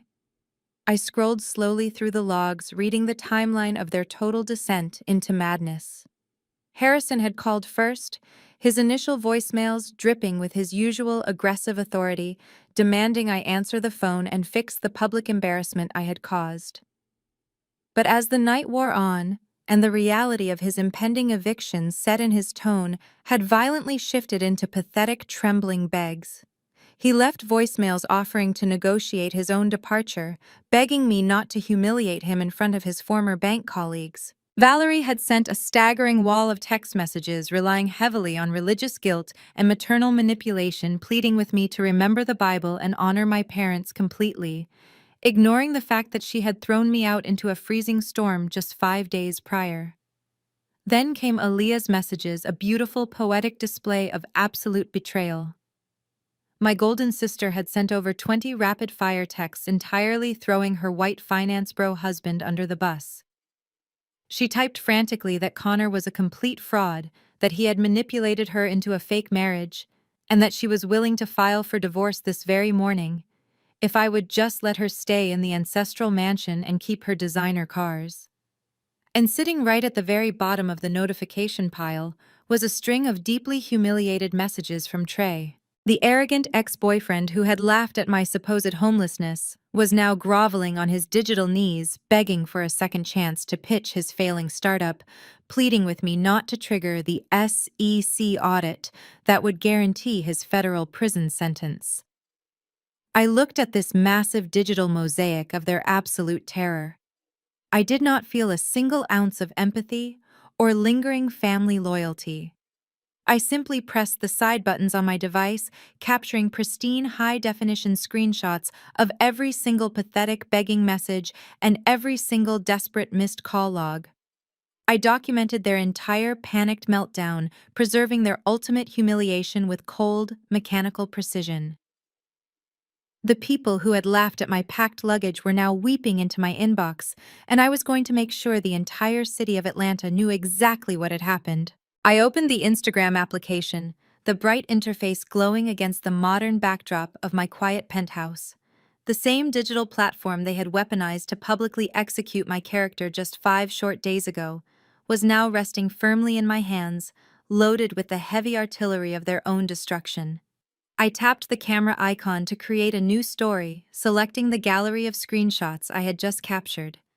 I carefully arranged the images on the screen overlapping Harrison's, pathetic begging texts with Aaliyah's, desperate betrayal of her husband, creating a beautiful, undeniable collage of their complete financial and social slaughter. Right in the center of the screen, I placed the massive list of the 57 missed calls highlighting the sheer pathetic volume of their panic. I tapped the text tool, the cursor blinking steadily over the evidence of their ruin. I did not type out an angry rant or a defensive paragraph. I did not need to explain the complex private equity acquisitions or the legal evictions to the general public. The silence and the screenshots spoke volumes louder than any explanation ever could. I simply typed out a single brutal sentence that mirrored the exact cruel caption Aliyah had used to mock my departure. The 31-year-old leech is busy today. Please leave a message at the tone. The words sat there crisp and lethal, a perfect poetic full circle of absolute justice. Then I moved to the tagging feature, ensuring that there was absolutely no escape from the blast radius of this public humiliation. I typed in Aliyah's handle, linking her directly to the post. I typed in Connor's handle, ensuring his remaining fake finance friends would see his wife's text messages throwing him to the wolves. I typed in Trey's handle, so all the tech investors he had been bragging to would see him groveling to the woman he claimed was ambitionless. And finally, I typed in Aunt Brenda's handle, making sure the loudest gossip in the family was forcefully tied to the public sinking of the Williams ship. I took one final look at the digital masterpiece. It was raw, flawless, and entirely devastating. Without a single second of hesitation, I pressed the publish button. The upload ring spun for a brief moment before the story went live, blasting out into the digital feeds of the exact same Atlanta elite circle who had gleefully laughed at my expense earlier this week.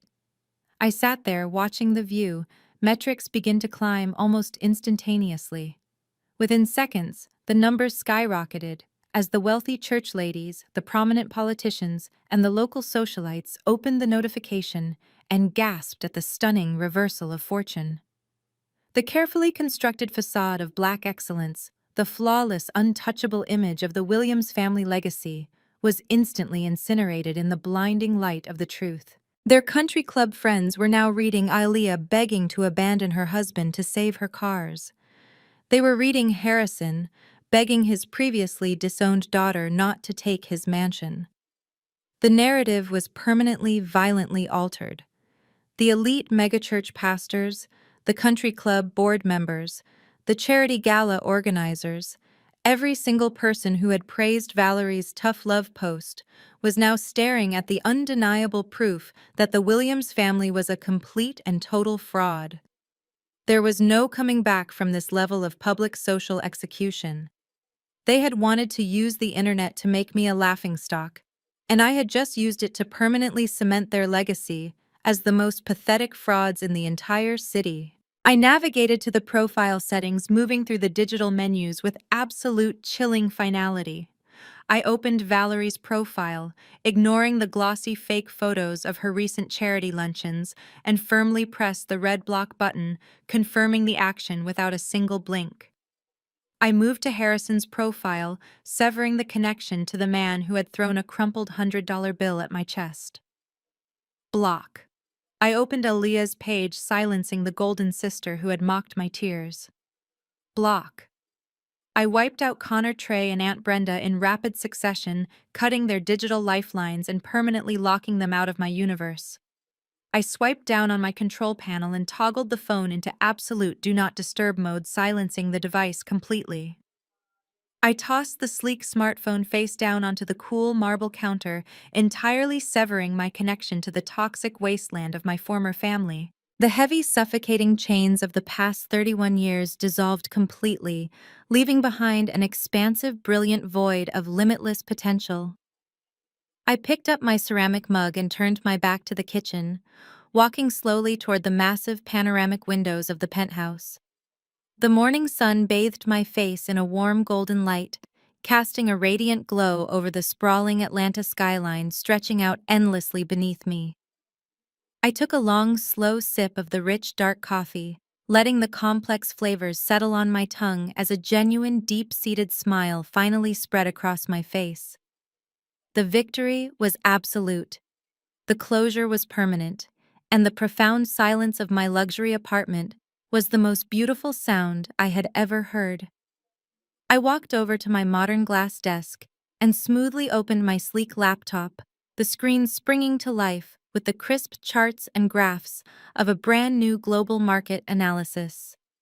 A fresh, multi-million-dollar acquisition target awaited my executive approval. The past was completely dead and the future belonged entirely to me. The most profound lesson from this journey is that your true worth is never defined by the people who consistently underestimate you. When toxic family members try to shrink your existence to fit their fragile narratives, the ultimate victory is not found in screaming matches or tearful explanations. It is found in silent, relentless execution. Building your own empire gives you the ultimate power of choice. Walking away from people who only love conditionally is not a failure. It is the highest form of self-respect. True liberation happens when you stop begging for a seat at their table and buy the entire building instead. Share this story with someone who needs the courage to walk away from toxicity and start building their own empire today.